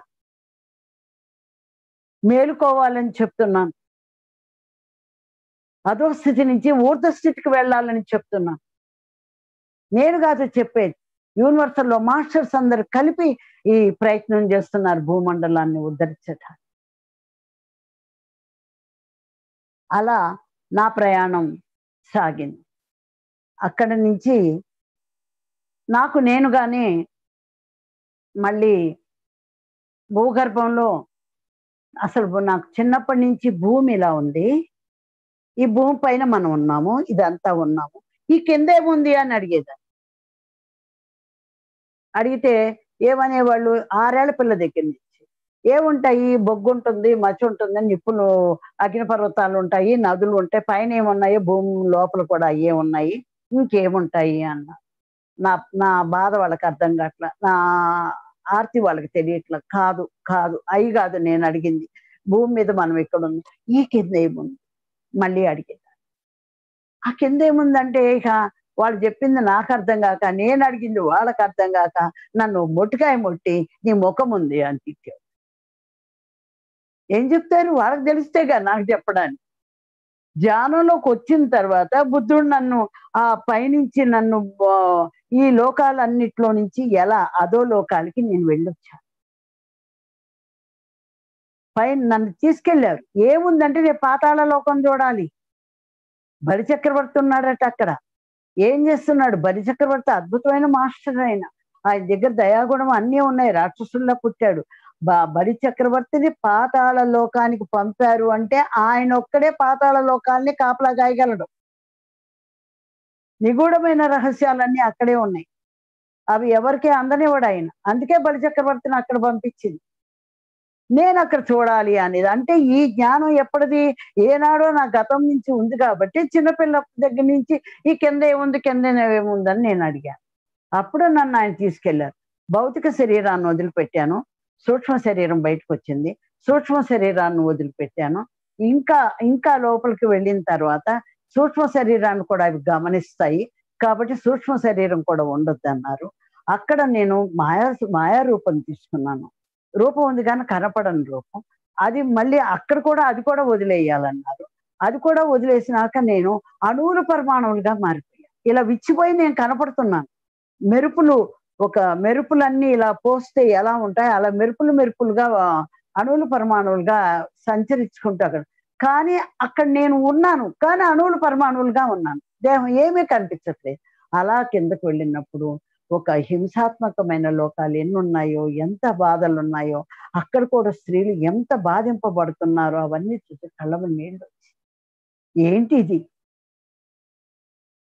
ఎందుకు ఈ లోకాలు, స్త్రీని హింస పెట్టే లోకం ఒక లోకమా? ఈ లోకాలన్నిటినీ ఆ పైనున్నవాడు వీటిని శుభ్రం చేయలేడా? అక్కడ ఓకే, బయటకు మళ్ళీ ఆ అణువులు పరమాణువులన్నీ మళ్ళీ కూడుకుని ఒక్కొక్కటిగా సూక్ష్మ శరీరంగా మళ్ళీ వచ్చేసి ఫిజికల్ బాడీలో పడి, ఎన్నాళ్ళ నుంచో ఉండే నా కోరిక ఆ లోపల ఏమున్నాయనేది వాటర్ వరల్డ్కి వెళ్ళాను. వాటర్ వరల్డ్కి వెళ్తానంటే వాటర్ వరల్డ్ ఎక్కడ చూసానో తెలుసా అండి? అమెరికా వచ్చి అమెరికాలో నుంచే నేను వాటర్ వరల్డ్లోకి వెళ్ళాను. ఆ ప్లేస్ కింద ఒక మహోన్నతమైన బిల్డింగ్ ఉంది పైన, దాని కింద ఉంది వాటర్ వరల్డ్. ఆ వాటర్ వరల్డ్కి లోపలికి వెళ్ళాను. అన్ని చెట్లు దొంగలు అన్ని పడిపోయి కనపడుతున్నాయి, నీళ్లు వెళుతున్నాయి. అందులో ఇంకేముంది, నా మీద పడిపోయాను, నేను ఇందులోంచి లెగవలేనేమో అనుకున్నాను. అవన్నీ మీద పడేదలికి మళ్ళీ అందులో నుంచే దూరకుండా మళ్ళీ లోపలికి వెళ్ళాను. అద్భుతమైన వాటర్ వరల్డ్. నీళ్లలోనే వాళ్ళు అన్ని పనులు చేసుకుంటున్నారు, అన్ని చూసుకుంటున్నారు, అన్నీ ఉన్నాయి. కానీ వాళ్ళకి జీవశక్తి లేదు. వాళ్ళు అభ్యర్థించారు. ఎందుకనంటే ఒక జడ పదార్థాల్లాగా ఉన్నారు. వాళ్ళ నీళ్ళన్నిటినీ కలిపి ఒక శరీరం తయారు చేస్తే ఎలా ఉంటుందో అలా ఉన్నారు. ఉండి మాకు జీవశక్తి లేదు, మాకు ఆనందం పొందటానికి లేదు, మాకు లోపల కోరిక ఉంది, కానీ మాకు ఇక్కడ ఏమీ లేదు. మేము భూమి ఉపరితలానికి రావాలి, ఉపరితలానికి వచ్చి మేము ఆనందం పొంది వెళ్ళాలి. మా లోకంలో అది లేదు. మేము పైకి రావాలంటే మాకు ఎన్ని లోకాలు, ఎన్నో రూల్స్ ఉన్నాయి, ఎన్నో భయంకరమైన అడ్డంకులు ఉన్నాయి. వాటిని దాటి మేము ఆ బయట భూమి ఉపరితలం మీదకి మేము రాలేము అన్నారు. అన్నప్పుడు ఆ స్త్రీలను మాత్రమే నేను మాట్లాడింది. ఆ స్త్రీలతో మాట్లాడి, సరే మీరు మరి బుద్ధుడు కానీ గురువు గారు కానీ పర్మిషన్ ఇస్తే ఆ సమయానికి మీరు వద్దురు కానీ. వెంటనే బుద్ధుడు గారు గురువు గారు ఒకటి చెప్పారు, ఊరికే వెళ్ళలేదు, అక్కడికి చూసి రావడానికి వెళ్ళలేదు, వాళ్ళని ఉపరితలానికి తీసుకురావాలి. ఈ జ్ఞానం అంతా వాళ్ళు తెలుసుకోవాలి. వాళ్ళల్లో చాలా మంది అద్భుతంగా ఎదగాలని కోరికతో ఉన్నవారు, కానీ ఆ ఎదగడానికి అవకాశం లేకుండా ఉన్నారు. ఎలా వస్తారు వీళ్ళు? వాళ్ళు అణువులుగా మారి నీ శరీరంలోకి వస్తారు. అలా నువ్వు నీ సూక్ష్మ శరీరం ద్వారా వాళ్ళని బయటికి తీసుకురా అన్నారు. అలా వాళ్ళని తీసుకుని బయటకు వచ్చిన తర్వాత అవి వాటి ఆనందం చూస్తే, మన కడుపును పుట్టిన బిడ్డలు ఎంతో ఆనందంగా ఉంటే ఒక తల్లిగా మనం ఎంత సంతోషిస్తామో అంతకు 1000 రెట్లు నేను సంతోషించాను. అంత ఆనందం వేసింది. ఎప్పుడైతే ఒక అణువుని నా శరీరంలోకి తీసుకుని వాటి ఆనందం నేను చూశానో, అబ్బా, నేను నిజంగా మాత అంటే ఇదే. కడుపును పుట్టిన పిల్లలకి ఇచ్చడం అమ్మ కాదు. మాత అంటే నేను ఏదైతే పొందానో, ఏ జ్ఞానం పొందానో, ఏ ఆనందం పొందానో వాళ్ళు కూడా అది పొందాలి అని అనుకునేదే మాత అనేది నాకు అప్పుడు అర్థమైంది. ఎంత ఆనందం పొందాను. అవి అందరిలోకి వెళ్ళిపోయి, యువతుల్లోకి వెళ్ళిపోయి, వాళ్ళలోకి స్త్రీలలోకి వెళ్ళిపోయి అవి పొందేటువంటి అనుభవం, ఆనందం అన్నీ పొందిన తర్వాత వాళ్ళు అన్నారు, మా దగ్గర డిఫరెంట్ ఎనర్జీ ఉంది, మీ దగ్గర ఒక రకమైన ఎనర్జీ ఉంది భూమి పైన.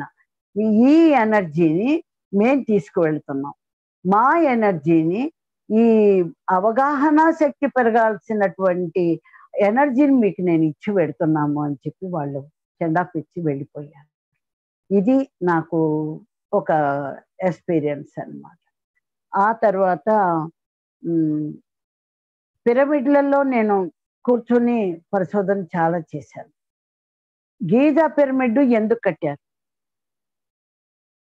పెద్ద పెద్ద అడవుల్లో పిరమిడ్లు ఎందుకు కట్టారు? ఇప్పుడు పురాతన వస్తు శాఖ వారు తవ్వుతున్నటువంటి పెద్ద పెద్ద పిరమిడ్లు బయటకు వస్తున్నాయి. ఎందుకు కట్టారు? అండర్ గ్రౌండ్ లో పిరమిడ్లు ఉన్నాయి, సముద్రంలో పిరమిడ్లు ఉన్నాయి, మరి భూమి ఉపరితలం మీద పిరమిడ్లు ఉంది. ఏ ఆవశ్యకత కోసం ఈ పిరమిడ్లు కట్టారు? ఏదో ఒక లాభం లేనిది ఏ పని చేయరు కదండి. బిల్డింగులు కట్టారు, నాగరికతలు వచ్చినాయి, అవన్నీ కూలిపోయినాయి, ఎన్నో అయినాయి. కానీ ఈ పిరమిడ్ ఎన్ని ఇదైనా సరే పిరమిడ్ ఒకటి కూడా చలించాల. ఆ పిరమిడ్ లోపల ఉండే సీక్రెట్స్ ఏంటి? ఏ కారణంగా కట్టారు? దేనికోసం కట్టారు? పిరమిడ్ లో కూర్చొని ధ్యానం చేసుకుని ఆరోగ్యం కోసమా ఇంత కష్టపడి ఆ పిరమిడ్లు కట్టింది? ఆరోగ్యం కోసం అనేక మార్గాలు ఉన్నాయి. ఆత్మ జ్ఞానం కోసం, మన ఎదుగుదల కోసం, ఆ శక్తిని విశ్వశక్తితో అనుసంధానం అవటం కోసం, జీవశక్తిని పెంపొందించుకోవటం కోసం. భూమి మీద ఉన్నాం, జీవశక్తిని పెంపొందించుకోవటం కోసం. ఇక్కడ ప్రాణశక్తి వేరు, జీవశక్తి వేరు. నేను ప్రాణమే జీవం అనుకున్నా. జీవం ఉందా లేదో చూడండి రా అంటే ఏమంది ప్రాణం ఉందో లేదో చూడండి అని అంటున్నారని అనుకున్నాను. కానీ జీవశక్తి చూడండి, ప్రాణం ఉంటుంది, అన్నీ ఉంటాయి, ఆడి ముఖంలో కళ లేదు, జీవమే లేదు. జీవం అంటే ఏంటి? ఆ గ్లో, ఆ కళ ఎక్కడి నుంచి వస్తుంది? చంద్రకళ అంటారు దాన్ని. ఎక్కడి నుంచి వస్తుంది? అమావాస్య దగ్గర నుంచి నెమ్మది నెమ్మదిగా పెరిగి పెరిగి పెరిగి ఒక్కసారి ఫుల్ మూన్ అవుతుంది. ఆ కళ ఎక్కడి నుంచి వచ్చింది? ప్రాణం ఉంది, జీవం లేదు. ఇంత ప్రమిదే ఒత్తి, ప్రమిద శరీరం, ఒత్తి బుద్ధి, ఆత్మ నూనె. ఈ శరీరం అనే ప్రమిదలో, ఆత్మ అనే నూనెలో బుద్ధి అనే ఒత్తిని వెలిగించాలి. అగ్గిపెట్టి పెట్టి వెలిగిస్తాం ఏంటి? లోపల బయట వెలిగిస్తాం. అది ప్రమిదలో దీపం, తర్వాత అది అఖండ దీపం అవుతుంది. ఇక్కడ శ్వాస మీద ధ్యాస ఎప్పుడైతే పెట్టామో, ధ్యానం చేస్తున్నామో, మనలో అగ్ని, ఆ అగ్ని విశ్వశక్తి లోపలికి వెళ్తే అప్పుడు జ్ఞానం అనేది ఆవిర్భవిస్తుంది. జ్ఞానాగ్ని దగ్ధాది కర్మని. ఈ జ్ఞానం అనే అగ్ని చేత మాత్రమే కర్మ దహింపబడును. ఈ జ్ఞానం అనే అగ్ని చేత మాత్రమే మన లోపల అన్ని చూసుకోగలుగుతాం. ఆ వెలుతురులో మనం చూసుకోగలుగుతాం. ఆ జ్ఞానంలో మనం అన్ని చెప్పగలుగుతాం. ఎప్పుడైతే ఈ ధ్యానం ద్వారా విశ్వశక్తిని ఇంకా ఇంకా ఇంకా ఇంకా పెంచుకుంటున్నామో అప్పుడు ప్రాణశక్తి ఇంకా ఇంకా పెరుగుతుంది. అది ఇంకా ఇంకా పెరిగినప్పుడు వచ్చేది ఆ జీవశక్తి. ఏం మేకప్లు వేసుకుని మనం ఎన్ని చేసుకున్నా ఆ జీవం లేని మొక్కలు మొక్కాలే, ధ్యానంతో జీవం ఉన్న మొక్కలు మొక్కాలే.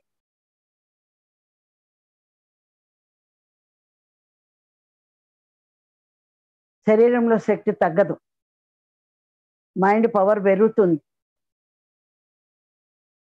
వృద్ధాప్యం చోటు చేసుకోదు. దేనికోసమైతే ఆత్మ శరీరంలోకి వచ్చిందో ఆ పని పూర్తి చేసుకుని పెడుతుంది. ఇదే శ్వాస మీద ధ్యాస పిరమిడ్ రహస్యం. ఈ పిరమిడ్ని 5th డైమెన్షన్ వాళ్ళు, శాంట్రీ బర్డ్ అని చెప్పి ఇంకొకళ్ళు, ఇద్దరు కలిపి ఆ గీజా పిరమిడ్ని కట్టారు. ఇక ఆ గీజా పిరమిడ్ని ఎలా నిర్మాణం చేశారు ఇదంతా నేను పేరవరంలో ఉన్నప్పుడు అది నేను చూశాను. రహస్యాలు ఎన్నో ఉన్నాయి, నిగూఢమైన రహస్యాలు. సందర్భం వచ్చినప్పుడు తప్ప అన్ని బయటకు చెప్పే కావు, చెప్పకూడదు. ఫస్ట్ ధ్యానంలో నాకు బీరువా కనిపించింది. ఆ బీరువా ఎలా ఉంది? మన వినాయకుడు ఇలా కనపడుతున్నాడు, దాని మీద బీరువా కనిపించింది, పాత ఐరన్ సేఫ్ కనిపించింది, వినాయకుడు కనపడుతున్నాడు అని 8,000 క్లాసులో చెప్పాను. కానీ పేరవరం వెళ్ళి నేను అక్కడ కూర్చుని అక్కడ ధ్యానంలో ఉన్నప్పుడు ఒక రోజు నాకు కనిపించింది, బీరువా కనిపించింది, బీరువా కనిపించింది అంటున్నావు కానీ ఆ బీరువాలో ఏముందని ఎందుకు చూడలేదు. అవును కదా, ఎందుకు చూడలేదు? అప్పుడు చూశాను. బీరువా చూడగానే కృష్ణుడి నోట్లో, యశోధర నోట్లో కృష్ణుడు విశ్వస్వరూపం ఎలా చూపించారు, విశ్వమంతా బీరువాలో ఉంది. ఆ బీరువా ఏంటి అంటే అర, మన అర, మన లోపల ఉంది ఆ విశ్వం. విశ్వ రహస్యాలన్నీ అందులో ఉన్నాయి. ఆ లోపలికి నేను చూసినప్పుడు బయటకు వచ్చిందే ఈ ద సన్ ఆఫ్ ది సూర్య అని ఒక నాలెడ్జ్. అది గీజా పిరమిడ్ ఎందుకు కట్టారు, ఎప్పుడు కట్టారు, ఏ నిమిత్తం కట్టారు, దానికి ఎవరు సహాయం చేశారు, అది మొత్తం నాకు వచ్చిందండి డీటెయిల్. కానీ ఆ సమయంలో బయట పెట్టొద్దు అని అంటే కూడా నేను కొద్దిగా బయట పెడదాము అనుకున్నప్పుడు నేను పడిపోయే పరిస్థితి వచ్చింది. దానిని నమ్మకుండా ఇంకొక రకంగా వ్యాఖ్యానించిన వాళ్ళు కూడా ఉన్నారు. అప్పుడు నాకు అది అర్థమైంది. అప్పుడు అది బయటకు వచ్చేది కాదు. ఇప్పుడు కూడా బయటికి రాదు. నేను ఆర్డర్ లేకుండా నేను చెప్పనది. అది. అలా నేను 'సన్ ఆఫ్ ది సూర్య' చూశాను. ఇలా ఎన్నో, ఎన్నో లోకాలు ఎన్నో ఇది చూశాను. ప్రాణశక్తి వేరు, జీవశక్తి వేరు అని జీవశక్తి మీదే నేను స్టార్టింగ్ నుంచి నేను రీసెర్చ్ చేసుకుంటూ వచ్చాను. నా అణువులు, పరమాణువుల్లో ఉండేటువంటి అజ్ఞానాన్ని అంతా తొలగించుకున్నాను. ఏ మైండ్ ఏదైతే గూడు ఉన్నాయో, అసూయ ఏంటి, ద్వేషం ఏంటి, అహంకారం ఏంటి, ఇవన్నీ కూడా ఎలా ఎలా క్లీన్ అవుతాయనేది సైంటిఫిక్ రీసెర్చ్ గా నేను రీసెర్చ్ చేశాను నా లోపల. ఎలా అవుతున్నాయి ఇవి, ఏం జరుగుతోంది శ్వాస మీద ధ్యాస పెట్టి. విశ్వాసం, ఆవగింజంత విశ్వాసం ఉంటే ఆవుల ఒడ్డుకు చేరుకుంటావు అన్నాడు కృష్ణుడు. ఇవాళ కొండంత విశ్వాసం ఉంది, ఇంకెక్కడ చేరుకుంటాం, మహోన్నతమైన లోకాలకు చేరుకుంటాం. ఒక్కళ్ళు వెళ్ళిపోతే సరిపోయిందా, నలుగురు వెళ్ళిపోతే సరిపోయిందా? ఈ ప్రపంచంలో ఉన్న వాళ్ళందరూ మహోన్నత లోకాలకి, ఎవరైతే ఇక్కడ పుట్టి ఇరుక్కుపోయి ఉన్నారో వాళ్ళందరూ మహోన్నతమైన లోకాలకు వెళ్లాల్సిందే. ఒకనాడు నేను ఒక మహాసముద్రంలోకి వెళ్ళిపోయాను, ఆస్ట్రల్ బాడీ. ఆ మహాసముద్రంలోకి వెళ్ళిపోయి లోపలికి వెళ్ళి ఎక్కడ పడ్డానో నాకు తెలియదు. డబ్బుని ఇలా కూలబడ్డట్టు పడ్డా, కాళ్ళు రెండో ఇట్లా బార దాపుకొని ఇట్లా పడిపోయా. ఏంటి ఎక్కడికి వచ్చి పడ్డాను, నెమ్మదిగా దిగాలి కానీ ఇలా వచ్చి పడ్డానేంటి శరీరంలో నుంచి అని నెమ్మదిగా లేచుకొచ్చున్నా. నేను పడింది, కొంతమంది సగం చేప సగం మనుషులుగా ఉన్నారండి, గులాబీ రంగుగా ఉన్నారు. ఈ పాపిడి తీసి ఇవన్నీ ఇలా జుట్టును ముడేసుకున్నట్టు గోల్డెన్ కలర్ లో ఉన్నాయి. ముఖం ఇలా బారుగా ఉంది, సన్నగా చేతులు వీటికి మధ్యలో అతుక్కుని ఉన్నాయి మొప్పల్లాగా, చేప మొప్పల్లాగా పాదాలకి. మిగతా అంతా షేప్ మొత్తం స్త్రీలే. వీళ్ళు వెళ్ళి వాళ్ళ మధ్యలో పడ్డా. మనిషి మనిషి మనిషి అని పరిగెట్టిపోయారు చుట్టుపక్కల. నా భయం వేసింది, నేను ఎక్కడికి వెళ్ళాను, ఇదేంటి చెప్పపెట్టకుండా వచ్చేసాను, ఎక్కడికి వచ్చాను చుట్టూ చూసుకుంటే. ఇంతలో ఒక పెద్ద ఆవిడ వచ్చి నన్ను ఇలా చూసి, ఏం పర్వాలేదు, భయపడక్కర్లేదు, రండి మీరంతా దగ్గర రండి, ఈవిడ పత్రిగారి అనుచరురాలు అన్నారు. అంటే పత్రిగారి దగ్గర ధ్యానం చేశారు అంటే మనం ఏ లోకంకి వెళ్ళినా ఏమీ కాదు అనేది నేను ఫస్ట్ తెలుసు. మనకి ఒక ప్రమోషన్ ఉంటుంది అక్కడ. వెళ్ళిన పత్రిగారు తాలూకా వీళ్ళు అని చెప్పేసి మనకి సహాయం అందుతుంది తప్ప ఇంకొకటి జరగదు. చాలా మందిలో మళ్ళీ చెప్పకపోతే తప్పు, చాలా మంది మేము కూడా ధ్యానం చేస్తే ఇట్లా చీకటి లోకంలో ఇరుక్కుపోతామేమో అనుకుంటారండి. కాదు, వాళ్ళు వెళ్ళరు. అది నేను చేసిన తప్పిదం. ఎందుకంటే నాకు ఆ లోకాలన్నీ తెలుసు, సంచరించి వచ్చాను కాబట్టి నాకు నేనుగా ప్రయాణం అవునామని అజ్ఞానం. నా ఎక్స్పీరియన్స్ నాకు వస్తే గాని బుద్ధి రాదని పత్రికారు అలా దూరంగా చూస్తూ నన్ను పంపించి ఊరుకున్నారు. మళ్ళీ ఎలాగో తెప్పించారు, తీసుకొచ్చి మళ్ళీ ఆ ఫ్లయింగ్ సాసర్లో కూర్చోబెట్టారు. ఆ ఫ్లయింగ్ సాసర్లో నుంచి మళ్ళీ నా బాడీలోకి వచ్చేసాను. అది వేరే మాట. ఎందుకంటే మళ్ళీ ఎవరైనా తెలియని వాళ్ళు భయపడతారు ఇలాగ ఆస్ట్రల్ ట్రావెల్స్ అంటే. అది ఆస్ట్రల్ ట్రావెల్స్ కాదండి, నాకై నేను వెళ్ళిన ప్రయాణం అది సరికాని ఇది.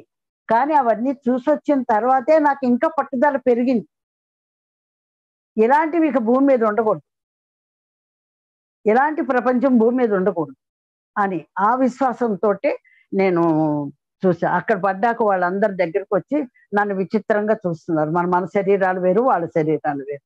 చూసి తర్వాత నాది ఏ లోకానికి వచ్చానని, మహాలోకానికి వచ్చాను. ఇక్కడ ఏముంది, మహాజ్ఞానం ఉంది. అవునా, నాకు అది చూపిస్తారా? ఆ నీళ్ళల్లోనే వెళ్ళాను. ఒక చోటుకు వెళ్ళగానే నీళ్లు ఎండ్ అయిపోయింది, మొత్తం అంతా ఖాళీ ప్రదేశం. అక్కడ అసలు ఎంత పెద్దది అంటే ఒక స్టేట్ అంత బుక్ ఉంది, ఒక స్టేట్ అంతా అక్కడ మూల ఏదో ఒక చిన్న చీమ తలకాయ అంత ఉన్నాను నేను అక్కడ నుంచి. ఇదేంటి ఇంత పెద్ద గ్రంథమా అని అంటే, అవును ఇదే మహాజ్ఞానం. మహా అంటే ఎంత? మహా చెప్పొచ్చావులే అంటారు. ఎండ్‌లెస్‌లో ఇదన్నమాట మహాజ్ఞానం. అక్కడికి వెళ్ళి నేను చూసి దీన్ని నేను ముట్టుకోవచ్చా అని. ముట్టుకోండి అన్నారు. అది ముట్టుకుంటే అసలు నాకు ఏమైపోయిందో నాకు తెలీదు. అంత అద్భుతమైన ఆనందం అది. అన్నాక దీన్ని నేను చదవచ్చా అని. ఇప్పుడు అది మాత్రం వీలు లేదు. ఇక్కడికి రావటమే గొప్ప. ఈ మహాలోకానికి. మీరు అలాంటిది చూడటమే గొప్ప. ఇది ఇవ్వాలి అంటే ఆహ్, ధ్యానాజీ గణేషన్ ఇస్తారు అని చెప్పి నన్నన్నారు. అనగానే నేను ఇక బయటకొచ్చేసాను. అక్కడి నుంచి మళ్ళీ తిరిగి నేను నా బాడీలోకొచ్చేసాను. అయిపోయింది. ఎతుకుతున్నా ఇక అక్కడి నుంచి. గణేషన్ నాకెప్పుడు మహాజ్ఞానం ఇస్తాడు. ఏం జ్ఞానం ఇస్తాడు అని. గణేషన్ అంటే నేను వినాయకుడు అనుకుంటున్నా. వినాయకుడు నాకిస్తాడు. తర్వాత నాకు అర్థమైందనమాట. ఒక చోటకెళ్ళాము. అక్కడ అందరూ ఉన్నాము. రాయవెల్లూరులో. సారు మరి అందరూ ఉన్నారు. జ్యోతి మేడము, చెన్నై జ్యోతి మేడము, వాళ్ళ అమ్మాయి వీళ్ళంతా మొత్తం 15, 20 మంది ఉన్నాము. కూర్చొనున్నాము. సార్ చెప్తూ ఉన్నారు. చెప్తూ మీరు తమిళ సినిమా చూసారా అని అడిగారు. తమిళ్ రాదు గదండీ! ఎవరు చూడలేదన్నారు. అందరూ తెలుగు వాళ్ళమే. అంటే గణేష్ ఇక్కడ 'శివాజీ గణేషన్' సినిమా యాక్ట్ చేయాలంటే పెద్దగా పెట్టుకొని గట్టిగా అరిచి చెప్తాడు అని జెప్పి, ఎలా అరుస్తారో చెప్పనా నేను? చూపించినా మనకు మళ్ళీ నెమ్మదిగా మాట్లాడరు వాళ్ళు. అని జెప్పి చెప్పుకుంటా వచ్చారు. చెప్పి ఒక మాట జెప్పారు. ఇక్కడ ప్రేమ అంటే ఏమీ లేదు. ప్రేమ అనేది కొడుతుంది. ప్రేమ అంటే దయ, కరుణ, విశాల హృదయం. వ్యక్తిగత ప్రేమ బంధంలో ఇరుక్కోబెడుతుంది.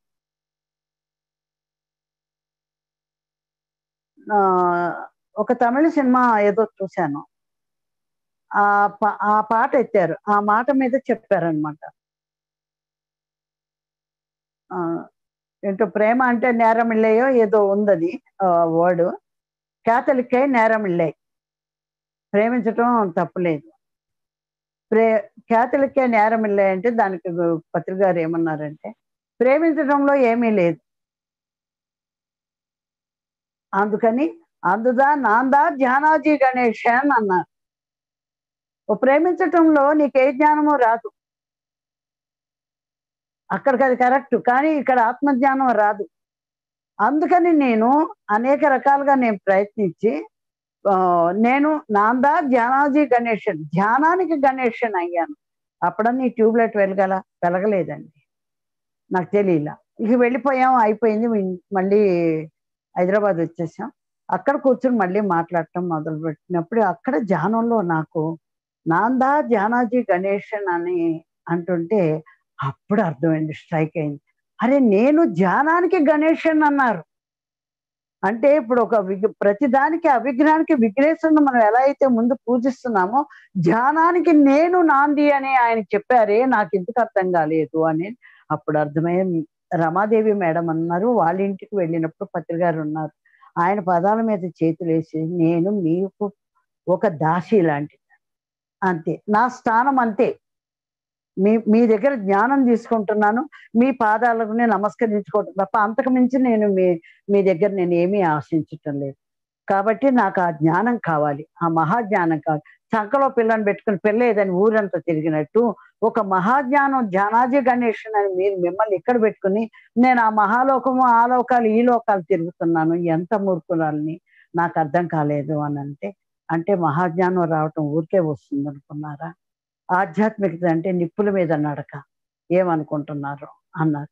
ఏదన్నా కానీ ఈ జన్మలో నేను తెలుసుకోలేకపోతే మళ్ళీ జన్మైనా పుట్టాలిగా, మళ్ళీ జన్మైనా ఇంతేగా, అప్పుడు కూడా ఇదేగా.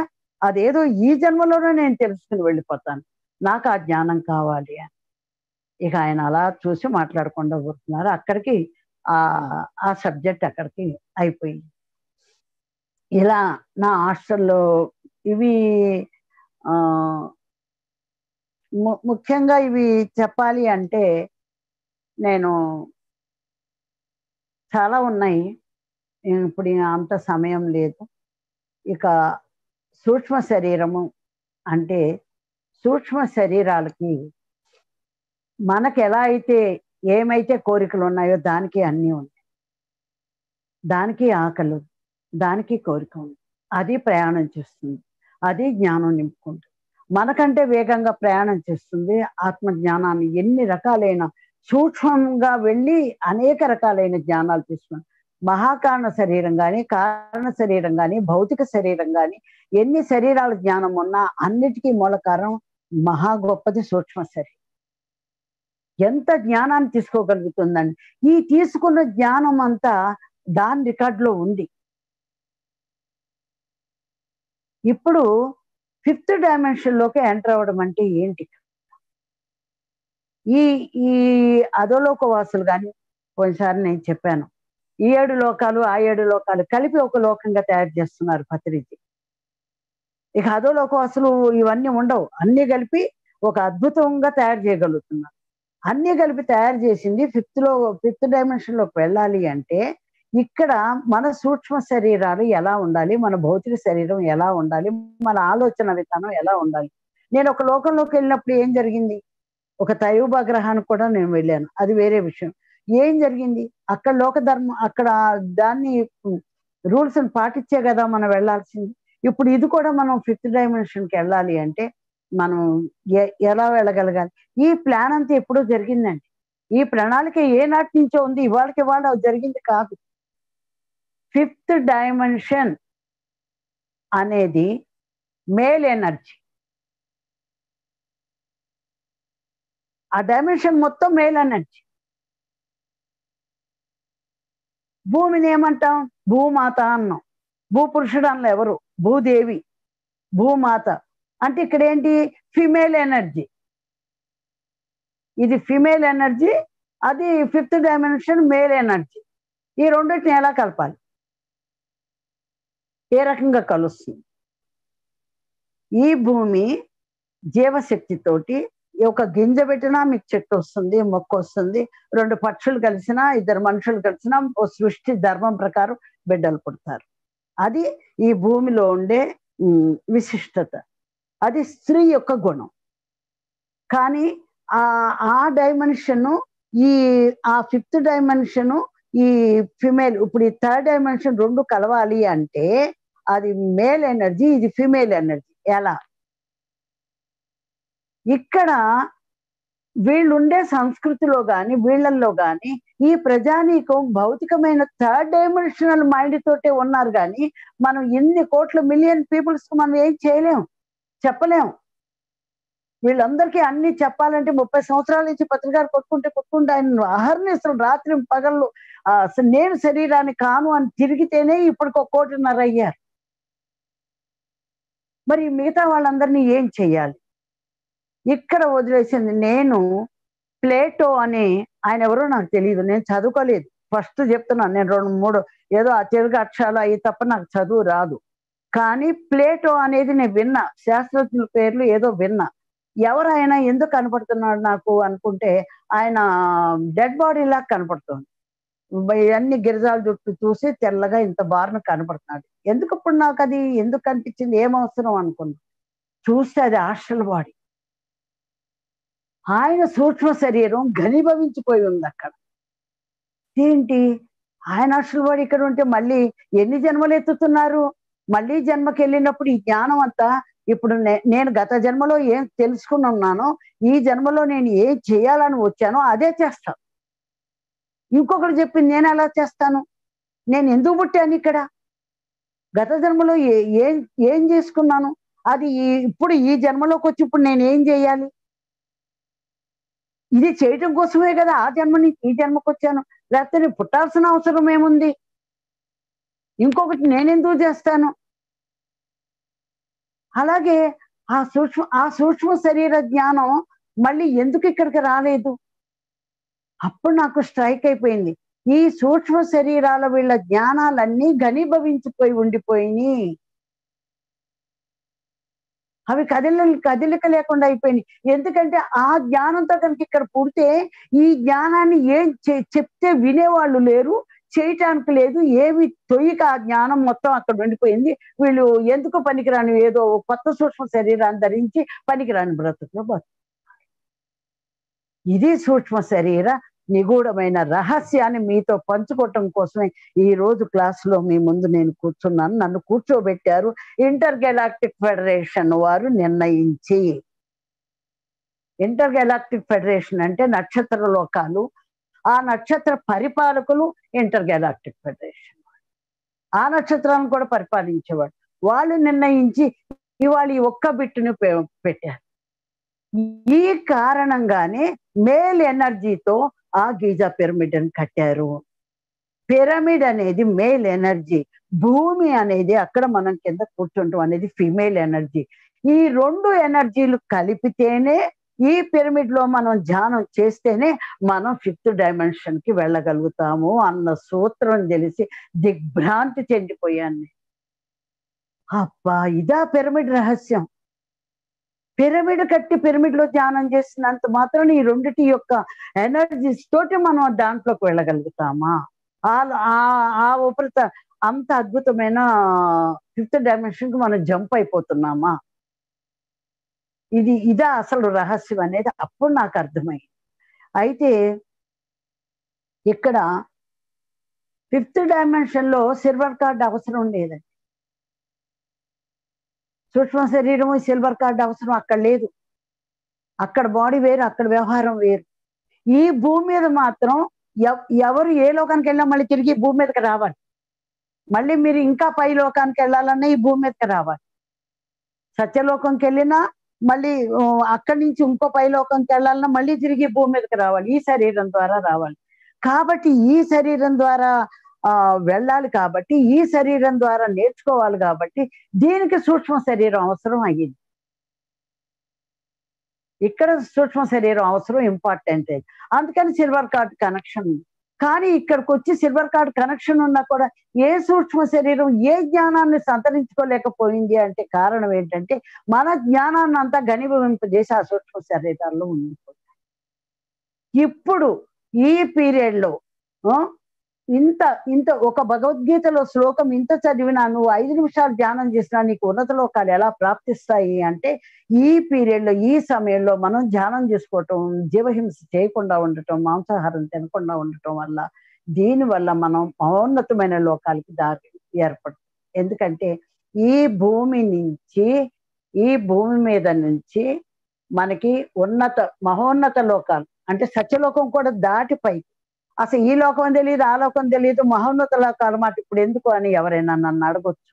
ఎందుకంటే మహోన్నతమైన లోకాలకు వెళ్ళటానికి వచ్చిన వాళ్ళు ఈ భూమి మీదకి వచ్చి ఇరుక్కుపోయి ఉన్నవాళ్ళు ఎంతో మంది ఉన్నారు. ఆ దేవతల కోసం నేను ఇది చెప్తున్నాను, ఆ దైవాల కోసం నేను చెప్తున్నాను. ఆ మహోన్నతమైన లోకాలకు వెళ్ళాలంటే ఈ భూమి మీద నుంచి దారి లేదు. సముద్రం అడ్డు అమెరికాకి రావాలంటే సముద్రం తప్ప దారి లేదు. గాలిలో వెళ్ళాలి తప్ప నడక దారి లేదు. అలాగే ఈ మహోన్నతమైన లోకాలకి దారి లేదు. ఆ మహోన్నతమైన లోకాలకు వెళ్ళాలంటే ఆ 5th డైమెన్షన్ యొక్క పిరమిడ్ ఎనర్జీ, ఈ భూమి యొక్క ఫిమేల్ ఎనర్జీ రెండు కలిస్తేనే ఆ మహోన్నతమైన లోకాలకు రూట్ ఏర్పడుతుంది. ఇది పత్రి గారు కనుక్కున్నటువంటి మహా సీక్రెట్ విషయం. ప్రజానీకాలు అజ్ఞానంలో ఉన్న వాళ్ళకి ధ్యానం చేసి జ్ఞానంతో ఆ జ్ఞాన రసాన్ని పోసన పట్టినటువంటి మహానుభావులందరూ ఆలోచించవలసినటువంటి సున్నితమైన విషయం. ఏవేవో చెప్పి ఏదేదో విధి కాదు. ఇక్కడ ఇప్పుడు ఏం మారుతోంది, మహాద్భుతమైన టర్నింగ్ లో ఉంది ఇప్పుడు భూమి. మన సిల్వర్ కార్డులన్నీ మళ్ళీ మన జ్ఞానాన్నంతా ఎక్కడైతే అవి ఘనీభవించిపోయినాయో వాటన్నిటిని మనం తిరిగి తీసుకొచ్చుకునే సమయం ఇది. అదే రేపు గురు పౌర్ణమికి మరి అందరినీ 10 నుంచి 12 దాకా కూర్చోమని చెప్పింది. ప్రతి ఒక్కళ్ళు తప్పనిసరిగా కూర్చోవాలి. మరి తెలియని వాళ్ళు ఎంతో మంది ఉన్నారు. వీళ్ళ సంగతి ఏంటి? పిరమిడ్ మాస్టర్ ధ్యానం చేస్తున్నాం, మరి వాళ్ళ అస్ట్రల్ బాడీలు ఏంటి? ఆ వాళ్ళల్లో ఉండే వాటిని కదిలిస్తేనే ఆ జ్ఞానం వాళ్ళలోకి పెడుతుంది. ఇది ఎలా జరుగుతుంది? ఇది సృష్టికర్త చూసుకుంటాడు, పత్రికాడు. మనకు తెలిసింది మనం చేద్దాం, తెలియని జోలికి వెళ్ళొద్దు. మనకు మించింది మనం చేయలేము. విషయం తెలుసుకోవాలి. మన సూక్ష్మ శరీర జ్ఞానం ఏమైంది? ఎన్ని జన్మలు ఎత్తి వాళ్ళ మనం ఇక్కడికి వచ్చాం? మనలో ఉండే ఆ శక్తి, ఆ జ్ఞానం ఏమైంది? చీకటిలో కోసం 12 పోగులను 2 పోగులు తయారు చేసేసారు, అయిపోయింది, ఓకే. ఈ హాస్టల్ బాడీ కూడా స్టక్ అయిపోయింది. ఇప్పుడు తిరిగి హాస్టల్ బాడీలన్నీ రావడం, అవన్నీ తిరిగి రావాలన్నా, మనలో చేరాలన్నా, ఈ జ్ఞానాన్ని సంతరించుకుని మళ్ళీ మనం 5th డైమెన్షన్కి వెళ్ళాలన్నా పిరమిడ్ ఇది మోస్ట్ ఇంపార్టెంట్. గీజా పిరమిడ్ కట్టిన కారణం అదే. దానికి అనుసంధానంగానే వాళ్ళు ఈ పిరమిడ్ ధ్యానం, పిరమిడ్ స్పిరిచువల్ సొసైటీ ఆవిర్భావం, ఇంకొక దానికి కాదు.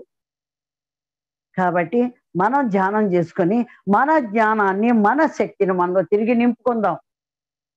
ఇక్కడ నింపుకోవాలి అవసరం. 5th డైమెన్షన్కి వెళ్ళాక మనకు సిల్వర్ కార్డు ఉండదు, అక్కడ అది ఉండదు. మన జ్ఞానం అక్కడ ఇంకొక రూపంలో రూపొందించుకుంటుంది. ప్రస్తుతం మనం భూమి మీద ఉన్నాం కాబట్టి, ప్రస్తుతం మన హాస్టల్ బాడీలు మనకు ఉన్నాయి కాబట్టి, మన సూక్ష్మ శరీరంలో మన గతంలో ఉండే మన జ్ఞానాన్ని అంతా మనం రంగరించుకొని మన బీరువాలో ఏముందో మనం చూసుకుందాం. అరమరక లేకుండా ఉండు అంటారు. అర అంటే బీరువా, అందులో మరక లేకుండా ఉండు, అజ్ఞానం లేకుండా ఉండు, అందులో ఉండే జ్ఞానాన్ని తీసుకో అని. ఇది దీని అర్థం అన్నమాట.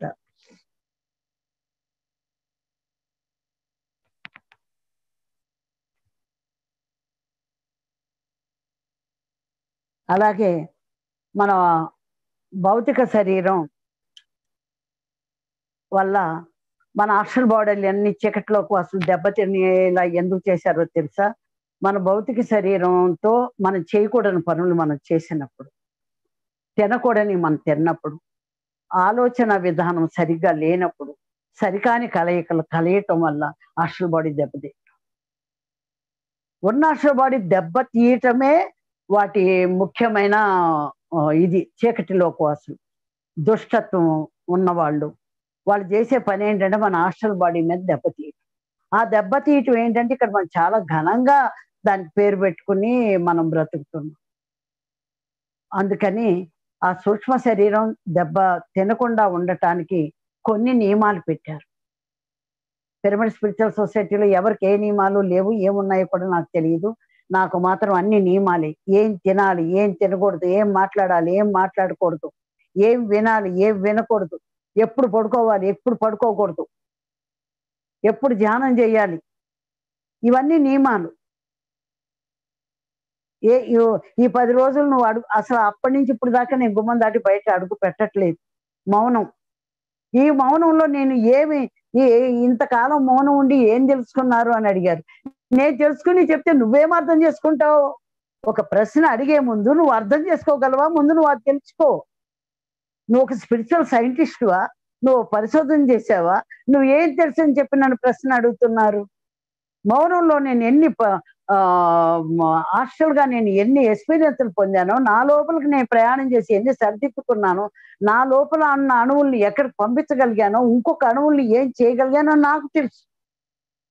ఆ ప్రయాణం మీరు కూడా చేస్తే మీకు తెలుస్తుంది, చేయనప్పుడు తెలియదు. కానీ దయచేసి అందరూ ధ్యానంలో కూర్చోండి.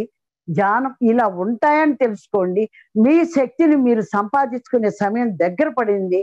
భూమి మారబోతోంది. మారబోయే సమయంలో దయచేసి మాంసం తినొద్దు. మాంసం తినే వాళ్ళకి ఛాన్స్ లేదు.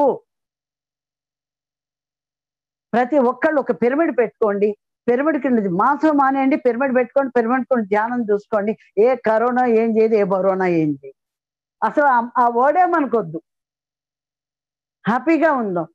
అలాగే ప్రపంచం అంతా కూడా హ్యాపీగా ఉండాలని నేను కోరుకుంటున్నాను. సర్వే జనో సుఖినో భవంతు. Thank you, thank you, thank you.